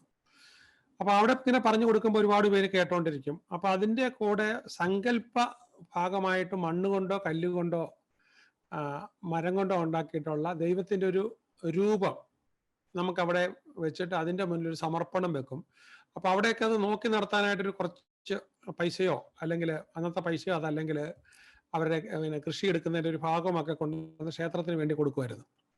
അപ്പൊ അത് അവിടെ ഒരു പിന്നീട് വന്നു കഴിഞ്ഞപ്പോഴത്തേക്ക് എന്തുവായി, കാലാന്തരം വന്നു കഴിഞ്ഞപ്പോഴത്തേക്കും ഈ വലിയ ഹാൾ അവിടെ നിന്ന് അവോയ്ഡ് ചെയ്തു. സുകുമാര കലകൾ, ഡാൻസും കഥകളിയൊക്കെ നടക്കുമായിരുന്നു. അതൊക്കെ ആൾക്കാർ ഇങ്ങനെ വന്നിട്ട് കാണുമായിരുന്നു. അപ്പൊ അവിടെ ആ ഒരു സംഭവം മാറ്റിയിട്ട് പിന്നീട് കൊച്ചു ക്ഷേത്രങ്ങൾ മുഴുവനും അവിടെ ഒരു വരുമാനത്തിന് മാർഗമായി അവിടെ ഇടുന്ന കാണിക്കയ്ക്ക് വേണ്ടിയിട്ടും വഴിപാടിന് വേണ്ടിയിട്ടും രസീതും മറ്റുമൊക്കെ ആയിട്ട് മാറി പോവുകയാണ്. അപ്പൊ വിഗ്രഹം വലുതായി, വിഗ്രഹത്തിന്റെ പേരിൽ ഒരുപാട് വിശ്വാസങ്ങൾ പ്രചരിപ്പിച്ചു. അതിനുശേഷം എന്താണ്, പിന്നീട് വന്നപ്പോൾ ക്ഷേത്രങ്ങൾ മാർക്കറ്റ് ചെയ്യാൻ തുടങ്ങി. ഉത്സവ കമ്മിറ്റിക്കാര്, ക്ഷേത്ര കമ്മിറ്റിക്കാര് മാർക്കറ്റ് ചെയ്യാൻ തുടങ്ങി. ബസ്സില് ചെറുപ്പക്കാർക്ക് കൂലി കൊടുത്ത് വിടുക, അമ്പലത്തിന് അവിടെ ചെല്ലുമ്പോഴത്തേക്കും വണ്ടി നിർത്തുമ്പോഴത്തേക്കും അതിനകത്തോട്ട് പൈസ എറിയുക. അങ്ങനെ 10-20 പ്രാവശ്യം ആൾക്കാർ പോയി എറിഞ്ഞു കഴിഞ്ഞാൽ പിന്നെ നാട്ടുകാർ എറിഞ്ഞോളും, ഇവർക്ക് ഏറെ നിർത്താം. എല്ലാ ദിവസവും അവിടെ ഒരു തുക വീഴും. അപ്പോൾ ഡ്രൈവർക്കും പേടിയാണ്, ഡ്രൈവറും അവിടെ കൃത്യമായിട്ട് ഡ്രൈവറും പൈസ എറിയും. അപ്പൊ അങ്ങനെ ഒരുപാട് അമ്പലങ്ങളുണ്ട്. നമ്മൾ പോകുന്ന അമ്പലങ്ങളും പള്ളികളും, എല്ലാ പള്ളികളിലും ഇങ്ങനെ പൈസ എറിയുന്നൊരു, അതൊക്കെ നമ്മൾ മാർക്കറ്റ് ചെയ്തെടുത്തിരിക്കുന്നതാണ്. അപ്പൊ ഇവിടെ നമ്മൾ കാണുന്ന ജ്യോത്സ്യന്മാരും ഒക്കെ വളരെ നല്ല രീതിയിൽ അവർ മാർക്കറ്റ് ചെയ്തെടുത്തിരിക്കുന്ന സംഭവങ്ങൾ കൊണ്ടാണ് നമ്മൾ ഈ കാണുന്ന രീതിയിലുള്ള സംഭവങ്ങൾ നടക്കുന്നത്. അപ്പോ ജ്യോത്സ്യം എന്ന് കേരളത്തിൽ നല്ലൊരു വ്യവസായമായി പോകുന്നുണ്ട്, മാറിയിട്ടുണ്ട്. ഇതിന്റെ പുറകിലെല്ലാം ഉള്ളത് ഇക്കണോമിക്സ് ആണ്. അപ്പൊ ഇക്കണോമിക്സിന് വേണ്ടിയിട്ട് നമ്മൾ ചെയ്തിട്ടിരിക്കുന്ന ഒരു സംഭവമാണ് ഇത്. പക്ഷെ ഇപ്പൊ ഞാനിങ്ങനെ പറഞ്ഞാലും എൻ്റെ കൂടെ ഒരുപാട് പേര് ഇപ്പൊ കൂടുന്നുണ്ടെങ്കിലും കുറച്ച് കഴിയുമ്പോഴത്തേക്ക് നിങ്ങൾക്ക്, കാരണം രൂഢമൂലമായി ഒരുപാട് പ്രാവശ്യമായിട്ട് കേട്ട് കേട്ട് കേട്ട് കേട്ട് ഒരു സോഷ്യൽ കൾച്ചർ നിങ്ങളുടെ ബ്ലഡിൽ അരിഞ്ഞു ചേർന്നിരിക്കുന്നതാണ്. അപ്പൊ അതുകൊണ്ട് തന്നെ ഇനിയെങ്ങാനും ശരിയാണോ, അമ്പലത്തിന്റെ മുന്നോടെ പോകുമ്പോഴത്തേക്ക് ഞാൻ അവിടെ കുമ്പിട്ടില്ലെങ്കിൽ, നെഞ്ചത്ത് കൈ വെച്ചില്ലെങ്കിൽ എന്താവും, എനിക്ക് ശാപം കിട്ടുമോ? അതിപ്പം അമ്പലത്തിൽ പോകുന്നവർ മാത്രമല്ല, അതിന് അടുത്ത സ്ഥലം വായിച്ചിട്ടുള്ള മുസ്ലിം കമ്മ്യൂണിറ്റിപ്പെട്ട ആളിനും ക്രിസ്ത്യൻ കമ്മ്യൂണിറ്റിക്ക് അതെല്ലാം ഈ അമ്പലത്തെ കുറിച്ച് പേടി വരും. ഇനിയെങ്ങാനും സംഭവം നമുക്ക് എതിരാണോ? അപ്പോൾ എൻ്റെ ക്ലാസ്സിൽ സ്ഥിരമായിട്ട് വരുന്ന ഒരു കക്ഷി ഉണ്ടായിരുന്നു. അയാൾ സ്ഥലം ഒരുപാട് കച്ചവടം ചെയ്യും, സ്ഥലം കച്ചവടം ചെയ്യുകയും വിൽക്കുകയൊക്കെ ചെയ്യും. അപ്പോൾ അയാൾ എൻ്റെ അടുത്ത് ഒരു ദിവസം ഇങ്ങനെ ഓടിപ്പിടിച്ച് വന്നിരിക്കുകയാണ്. അപ്പോൾ എൻ്റെ അടുത്ത് ചോദിച്ചത്, അവിടെ ഒരു പഴയ ഒരു പൂജാരി പറഞ്ഞത്രേ, നിങ്ങൾ സ്ഥലം വാങ്ങിച്ച ആ സ്ഥലത്തിലൂടെ ചിലർ പോക്കുവരവൊക്കെ ഉണ്ട്, നിങ്ങൾ ആ പോക്കുവരവിന് തടസ്സം നിന്ന് കഴിഞ്ഞാൽ നിങ്ങൾ നശിച്ചു പോകും, അവർക്ക് അനുകൂലമായിട്ടാണെങ്കിൽ നിങ്ങൾക്ക് ഇനിയും പ്രോഗ്രസ് വരും. അപ്പോൾ ഓരോ കഥ ഇങ്ങനെ നമുക്ക് പടച്ചു വിടുക വളരെ എളുപ്പമാണ്. നമുക്ക് ഏത് കഥയും നമ്മളൊരു കുറച്ചു പേരെ ഉണ്ടാക്കി കൊടുത്തു കഴിഞ്ഞാൽ അത് പറഞ്ഞ് നമുക്ക് കഥയെ വളരെ വലുതാക്കാനായിട്ട് പറ്റും. അപ്പൊ ഇതിനെക്കുറിച്ച് ഇപ്പൊ ഞാൻ എന്തുകൊണ്ടാണ് ഇങ്ങനെ ഇതിനെക്കുറിച്ച് പഠിക്കുക, ഈ പുസ്തകങ്ങളൊക്കെ എഴുതുമ്പം നമ്മൾ ഇതിനെക്കുറിച്ചൊക്കെ പ്രൈമറി ആയിട്ട് ചില ഇൻവെസ്റ്റിഗേഷൻസും റിസർച്ചൊക്കെ ചെയ്തിട്ടേ എഴുതാൻ പാടുള്ളൂ. അപ്പൊ അതുകൊണ്ടാണ് നമ്മൾ ഇതിനെക്കുറിച്ചൊക്കെ ഇങ്ങനെ വളരെ കാര്യമായിട്ട് കേൾക്കുന്നതിനെ കുറിച്ച് നമ്മൾ പഠിക്കുകയും മനസ്സിലാക്കുകയും ഇവിടുത്തെ ലോകവും നിങ്ങൾക്ക് ഇന്റർനെറ്റിൽ കയറി നോക്കിയാൽ അറിയാം, നേപ്പാളിൽ ഒരു ക്ഷേത്രമുണ്ട്. അത് കണ്ടു കഴിഞ്ഞാൽ എനിക്ക് തോന്നുന്നു നിങ്ങൾക്ക് കാണാനുള്ളൊരു കപ്പാസിറ്റി ഉണ്ടെങ്കിൽ അത് കണ്ടാൽ മതി കേട്ടോ. അപ്പോൾ ആ ഒരു പർട്ടിക്കുലർ ഡേയിൽ അവർ പോത്തിനെ കൊണ്ടുവരും. പോത്തിനെന്ന് പറഞ്ഞാൽ ആയിരക്കണക്കിന് പോത്തിനെയാണ് ആ ക്ഷേത്രത്തിന് ചുറ്റിക്കൊണ്ടിരുന്നത്. അപ്പൊ ആ ക്ഷേത്രത്തില് പൂജയൊക്കെ കഴിഞ്ഞ് ഇങ്ങനെ ഒരു പർട്ടിക്കുലർ ദിവസം ഒരു വർഷം ഒറ്റ പ്രാവശ്യം ഉള്ളത്. BBC അത് ഡോക്യുമെന്റ് ചെയ്തിരിക്കുന്നത് നിങ്ങൾക്ക് കാണാനായിട്ട് പറ്റും. അപ്പൊ ആ കറക്റ്റ് ആ ഫൈനൽ മൊമെന്റില്, ക്ലൈമാക്സില് ആ അമ്പലത്തിൽ മണി അടിക്കുകയും ഈ പോത്തിനെയൊക്കെ നിർത്തിയിട്ട് എല്ലാവരും വാളുമായിട്ടാണ് നിൽക്കുന്നത്. ആ മണി കേക്ക് ഒറ്റ വെട്ടിന് ഈ പോത്തിന്റെ കഴുത്തിന്റെ അവിടെ രണ്ടായി പോകും. അപ്പൊ തല മാറി വീഴുമ്പോൾ ഈ പോത്തുകളിൽ നിന്ന് ബ്ലഡ് ഇങ്ങനെ ചീറ്റി തെറിക്കുമ്പോഴത്തേക്കും അങ്ങനെ 10,000-കണക്കിന് പോത്തുകളെ ഏതാനും ഒരു 15 മിനിറ്റ് കഴിയുമ്പോഴത്തേക്കും 10,000-കണക്കിന് പോത്തുകൾ ഇങ്ങനെ നിരന്ന് വീണ് കിടക്കുന്നതാണ്. ഏത് ദൈവത്തിനാണ്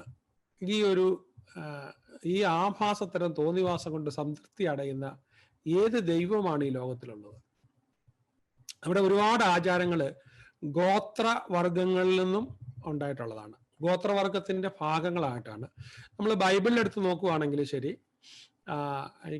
നമ്മൾ ഖുറാന്റെ ആദ്യ ഭാഗങ്ങളിൽ നോക്കിയാലും ശരി, മറ്റു ആചാരങ്ങളിലെല്ലാം നോക്കിയാൽ ചില ഗോത്രവർഗ ആചാരങ്ങൾ നമുക്ക് കാണാം. ഇപ്പം നമുക്കിപ്പം ആദമിന്റെ കേസ് എടുത്താലും അതിനുശേഷം കായേലിന്റെ കേസൊക്കെ എടുത്ത് നോക്കുമ്പോഴും മക്കളുടെ കേസ് എടുത്ത് നോക്കുമ്പോഴൊക്കെ നമ്മൾ കാണുന്ന കൃഷിയുടെ ഫലങ്ങൾ കൊടുത്തപ്പോഴത്തേക്കും ദൈവത്തിന് അത്ര പൂർണ്ണമായും സന്തോഷമായോ ഇല്ല, മൃഗത്തെ ബലി കൊടുത്തപ്പോഴത്തേക്ക്, അപ്പൊ മൃഗത്തിന് ബലി കൊടുക്കുന്ന ഒരു ആചാരം.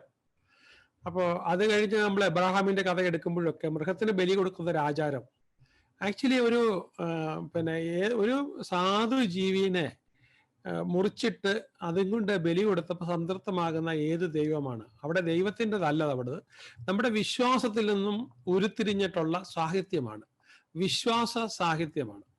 ഇത് ഞാൻ ഇന്ന് പറഞ്ഞത് നിങ്ങൾക്ക് നേരി കാണാൻ പറ്റും. അപ്പൊ ഈ നമ്മളെല്ലാം ഒരുപാട് നൂറ്റാണ്ടുകൾ, നൂറുകണക്കിന് ആയിരക്കണക്കിന് തലമുറകൾ പുറകോട്ട് പോകുമ്പോഴെല്ലാം നമ്മൾ ഓരോ ഗോത്രവർഗത്തിൽ പെട്ടവരായിരുന്നു.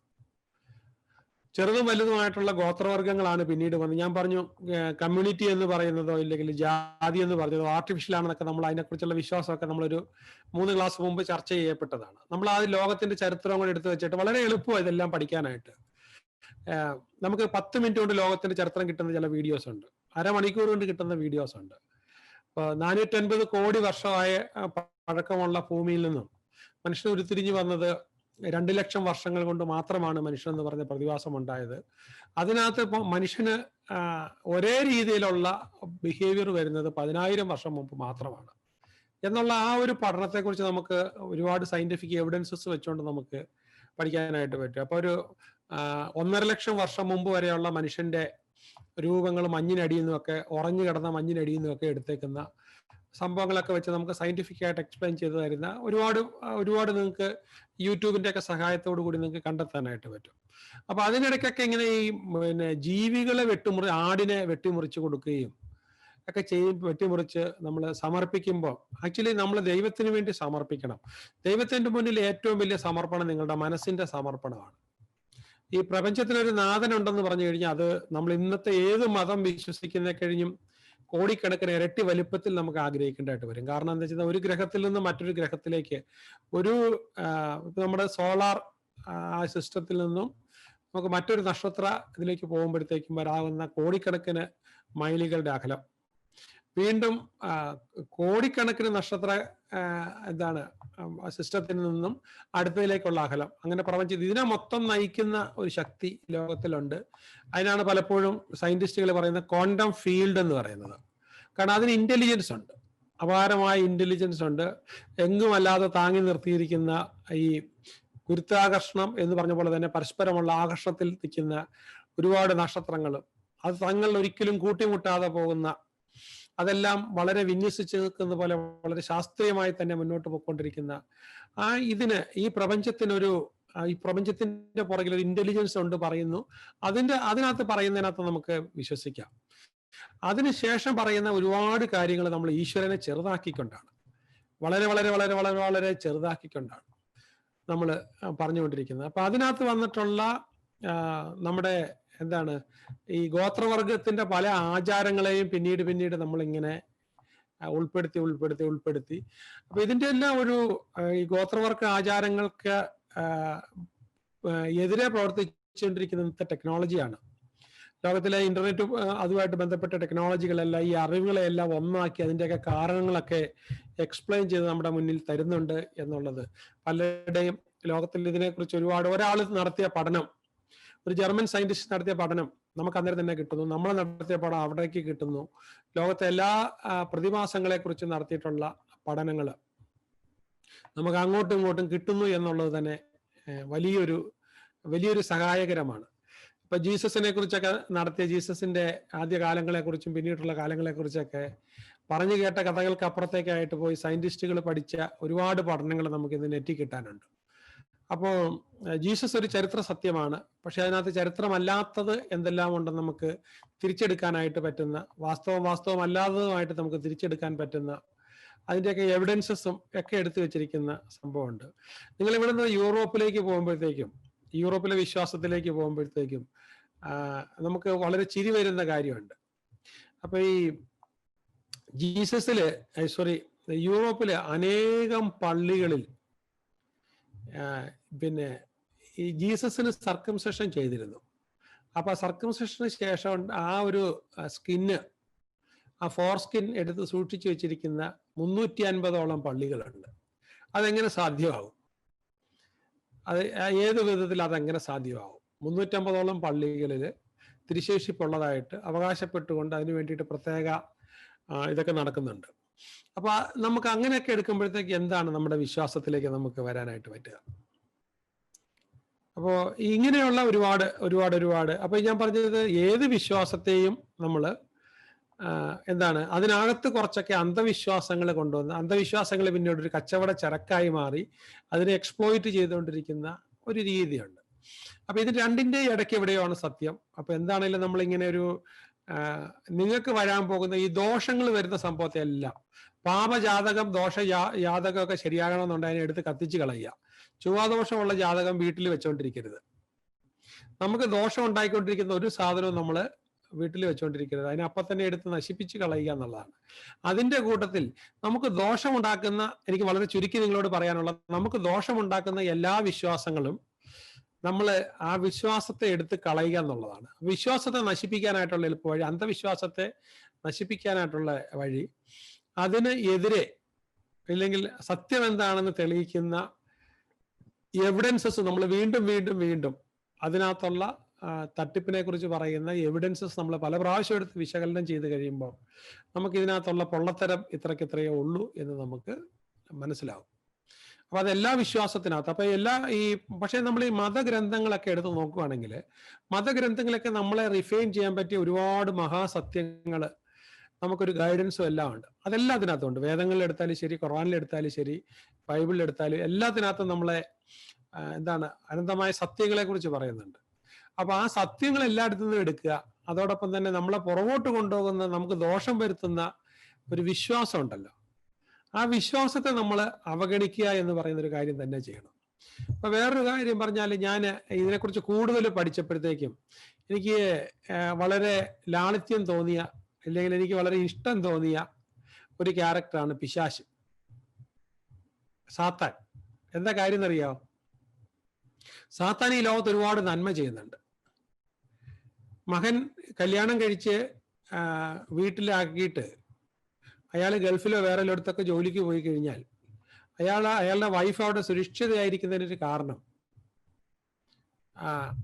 ചേട്ടന്മാരോ അനിയന്മാരോ പിതാവൊക്കെ വീട്ടിലുണ്ടെങ്കിലും ആ പെൺകുട്ടിയോട് അരുതാത്തത് ചെയ്യാതിരിക്കുന്നതിന്റെ പ്രധാന കാരണം എന്താണെന്ന് ചോദിച്ചാൽ സാത്താൻ ഉള്ളത് കൊണ്ടാണ്. അങ്ങനെങ്ങാനും ചെയ്തു കഴിഞ്ഞാൽ സാത്താൻ പിടിച്ച് നരകത്തിലിട്ട് ഇവനെ ഉപദ്രവിക്കും, ആത്മാവിനെ ഉപദ്രവിക്കും. അത് ഉണ്ടാകാതിരിക്കാൻ വേണ്ടി ദൈവഭയത്താൽ ഈ പെൺകുട്ടിയെ ഉപദ്രവിക്കാതെ വിടുന്നുണ്ട്. അപ്പൊ അവിടെ സാത്താൻ എന്ന് പറയുന്നൊരു നന്മയല്ലേ? മനുഷ്യനെ പോലീസ് ഉള്ളത് കൊണ്ട് കുറ്റം ചെയ്യാതിരിക്കുന്നത് പോലൊരു സംഭവമല്ലേ? അപ്പൊ അതൊരു മോറൽ പോലീസ് അല്ലേ സാത്താൻ? സ്വന്തം മകളെ, ഇനി എന്തെല്ലാം പിന്നെ മാനസികാവസ്ഥ ഉണ്ടെങ്കിലും സ്വന്തം മകളെ പ്രാപിക്കാതിരിക്കാനായിട്ട് മൈൻഡിനെ പ്രോഗ്രാം ചെയ്യുന്നത് സാത്താനെ പേടിച്ചിട്ടാണെങ്കിൽ തീർച്ചയായിട്ടും സാത്താനെ നമുക്ക് അംഗീകരിക്കാം, സാത്താൻ ഒരു ക്രെഡിറ്റ് കൊടുക്കാം. ഓക്കെ, അവൻ ആൾക്കാരെ നല്ല മാർഗത്തിലേക്ക്, അവൻ പേടിപ്പിച്ച് ഭയപ്പെടുത്തിയാണെങ്കിലും നല്ല ഇതിലേക്ക് ആൾക്കാരെ നയിക്കുന്നുണ്ടല്ലോ, തീർച്ചയായിട്ടും. അതുകൊണ്ട് അപ്പൊ ആ ഒരു ക്യാരക്ടറെ നമ്മൾ വെറുക്കേണ്ട കാര്യമൊന്നുമില്ല. ഓക്കെ, അപ്പം സാത്താനെ കുറിച്ച് പ്രതിപാദിച്ചിട്ടുള്ള ഒരുപാട് സ്ഥലത്തോടെ ഞാനിങ്ങനെ ഒരുപാട് കാര്യങ്ങൾ ഇങ്ങനെ വായിച്ചുകൊണ്ട് പോയിട്ടുണ്ട്.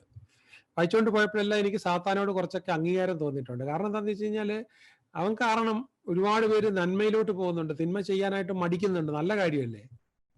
അപ്പോൾ ഈശ്വരൻ അറിഞ്ഞു കൊടുത്തിട്ടുള്ള ഒരു റോളാണ് എന്ത്? സാത്താന് കൊടുത്തിട്ടുള്ളത് മനുഷ്യനെ നന്നാക്കാനായിട്ടുള്ള ഒരു റോള്. ഈശ്വരനോട് റിബല് ചെയ്തിട്ടാണേലും മനുഷ്യനെ, ആത്മാവിനെ കൊണ്ടുവന്ന് പീഡിപ്പിക്കും എന്നുള്ള ഒറ്റ കാര്യങ്ങൾ കൊണ്ട് തന്നെ സാത്താനെ പേടിച്ചിട്ട് എത്രയോ പേര് ഈ ലോകത്ത് തിന്മ ചെയ്യാതെ ജീവിക്കുന്നുണ്ട്. സോ സാത്താൻ is A positive character. Okay, ഞാൻ ഈ ഒരു ലിറ്റററി സെൻസിലാണ് പറയുന്നത്. ഓക്കെ, അപ്പം സാത്താൻ അങ്ങനെ ഒരു പോസിറ്റീവ് ക്യാരക്ടർ എന്ന് പറഞ്ഞാൽ സാത്താനെ പേടിച്ച് ഒരുപാട് പേര് നല്ല സ്വഭാവക്കാരായിട്ടുണ്ട് എന്നുള്ളത് തന്നെ. അപ്പൊ പോലീസിനെ പോലെ ഒരാളാണ്, കേരള പോലീസിനെ പോലെ ഒരാളാണ് സാത്താൻ. അപ്പം പല ദോഷങ്ങളിൽ നിന്ന് അവൻ മാറി നിൽക്കും. ഓക്കെ, അപ്പൊ ഞാൻ പറഞ്ഞതിൻ്റെ ഒരു കാര്യം, അപ്പൊ നമുക്ക് ദോഷമുള്ള ജാതകം നമ്മൾ നശിപ്പിക്കുന്നത് പോലെ, ഞാനൊരു ഇത് പറയുകയാണെങ്കിൽ, ഈ നമ്മുടെ ഈ വടക്കൻ കേരളത്തിലെ ഒരു വീട്ടില്, പഴയ വീടാണ്, ഒരു 8-10 തലമുറ മുമ്പേ ഉള്ള ആചാരങ്ങളൊക്കെ വെച്ച് പുലർത്തിക്കൊണ്ടിരിക്കുന്ന വീട്ടിലാണ്. അവിടെ ഒരു ശിവവിഗ്രഹമുണ്ട്, വലിയൊരു ശിവവിഗ്രഹമുണ്ട്. ആ ശിവവിഗ്രഹം ഒരു 4 അടി നീളമൊക്കെ ഉള്ള ഒരു ശിവവിഗ്രഹമാണ്. അപ്പൊ ആ ശിവവിഗ്രഹം അവിടെ, അപ്പൊ ശിവവിഗ്രഹത്തിന് എന്തോ അവരുടെ ചെയ്തി ശിവവിഗ്രഹത്തിന് ഇഷ്ടപ്പെട്ടില്ല. അതുകൊണ്ട് ആ വീട്ടിൽ ഇങ്ങനെ മാറി മാറി വിനാശം വന്നുകൊണ്ടിരിക്കുക, ഒന്നിനു പുറകെ ഒന്നൊന്നായിട്ട് ഇങ്ങനെ വിനാശം വന്നുകൊണ്ടിരിക്കുകയാണ്.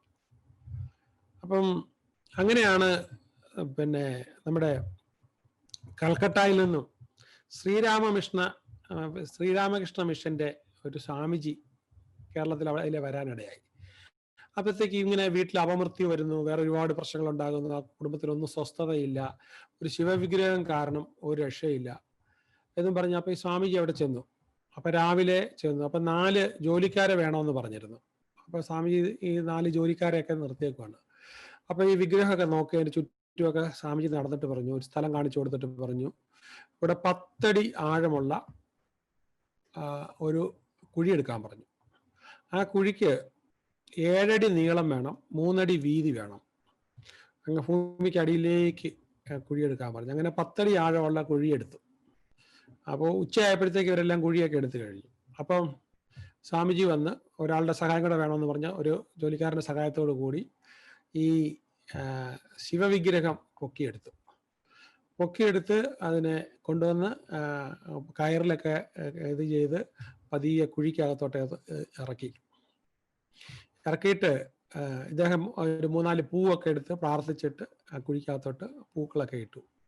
എന്നിട്ട് നമ്മുടെ മനുഷ്യനെ അടക്കുന്ന പോലെ തന്നെ ഈ സ്വാമിജി അത് കൈക്കകത്ത് കുറച്ച് മണ്ണ് വാരി നെഞ്ചത്തൊക്കെ വെച്ച് ജപിച്ചിട്ട് അതിനകത്തോട്ട് അങ്ങിട്ടു. എന്നിട്ട് എല്ലാവരോടും കുടുംബത്തിലുള്ളവരെല്ലാം മണ്ണ് വാരിയിടാൻ പറഞ്ഞു. അങ്ങനെ മണ്ണ് വാരിയിട്ടു. ഇനി മൂടാൻ പറഞ്ഞു. മൂടി. എന്നിട്ട് ഇദ്ദേഹം പറഞ്ഞു, ഈ വീട്ടിൽ ഇനി ഇവിടുന്ന് ഒരു ശക്തിക്കും നിങ്ങൾക്ക് ഒരു ദോഷം ഉണ്ടാക്കൂല, എല്ലാ ദോഷവും പോയി എന്ന് പറഞ്ഞു. അപ്പോൾ ഇത് കഴിഞ്ഞിട്ട് ഈ സ്വാമിജിയോട് ചോദിച്ചു, സ്വാമിജി എന്താണ് അന്ന് തറവാട്ടിൽ വന്നിട്ട് ചെയ്തതെന്ന് ചോദിച്ചു. അപ്പം സ്വാമിജി പറഞ്ഞു, ഞാനത് അവിടുത്തെ ദോഷമുള്ളൊരു വിഗ്രഹം ഉണ്ടായിരുന്നു, അതിനെ കുഴിച്ചിട്ടു. അല്ല സ്വാമിജി കുറച്ച് മന്ത്രമൊക്കെ ചൊല്ലിയല്ലോ. അത് ഞാൻ ഗായത്രി മന്ത്രം ചൊല്ലിയതാണ്, വേറൊന്നുമില്ല. ജസ്റ്റ് ഗായത്രി മന്ത്രം ഒരു നല്ല കാര്യം ചെയ്യുമ്പം ഒരു ഗായത്രി മന്ത്രം ചൊല്ലിയേക്കാന്ന് വിചാരിച്ചാൽ എൻ്റെ ഗായത്രി മന്ത്രം ചൊല്ലിയത് കൊണ്ട് അതെന്തിനാ ചെയ്തത്? അല്ല, അത് അവർക്കൊരു വിശ്വാസം പറഞ്ഞാൽ അതുകൂടെ വേണമല്ലോ. കാരണം ദോഷമുള്ളൊരു വിഗ്രഹത്തെ വീട്ടിൽ വെച്ചുകൊണ്ടിരിക്കരുത്.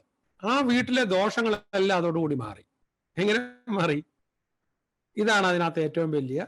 അപ്പോൾ നമുക്ക് ഈ ദോഷം ഉണ്ടാക്കുന്ന സാധനത്തെയൊക്കെ നമ്മളെടുത്ത്, അപ്പോൾ എവിടെയെങ്കിലും ഇങ്ങനത്തെ പ്രശ്നമൊക്കെ ഉണ്ട് എന്നെ വിളിച്ചാൽ മതി. എനിക്കാണെങ്കിൽ അതിനകത്ത് നല്ല ധൈര്യം, അതിനെക്കുറിച്ച് ശാസ്ത്രീയമായിട്ട് പഠിക്കുന്നത് കൊണ്ട് നമ്മൾ വളരെ വളരെ കാര്യമായിട്ട് ഇതിനെ ഭൂമിക്കടിയിലോട്ട് ഇടുകയും പൊക്കിക്കൊണ്ട് പോവുകയൊക്കെ ചെയ്യുകയാണെങ്കിൽ, എന്താണ് ഈ കാവൊക്കെ വെച്ച് ഇരുന്ന സ്ഥലത്തൊക്കെ വീട് പണിയുകയാണെങ്കിൽ, കാവെന്ന് പറഞ്ഞാൽ ശരിക്കും പറഞ്ഞാൽ നമ്മൾ ഈ പ്രകൃതി സ്നേഹികളുടെ ഒരു ഇതായിരുന്നു. അപ്പൊ ഈ കാവെന്ന് പറഞ്ഞ ഒരു സ്ഥലത്ത് കിടക്കുവാണ്, തണുപ്പുള്ളത് കൊണ്ട് ഇഴജീവികൾക്കൊക്കെ ഉണക്ക് കാലത്തൊക്കെ വന്ന് കിടക്കാൻ സൗകര്യമാണ്. അവർക്ക് കൊടുക്കുന്നൊരു പ്രകൃതിയുടെ ഒരു ഇതാണ്.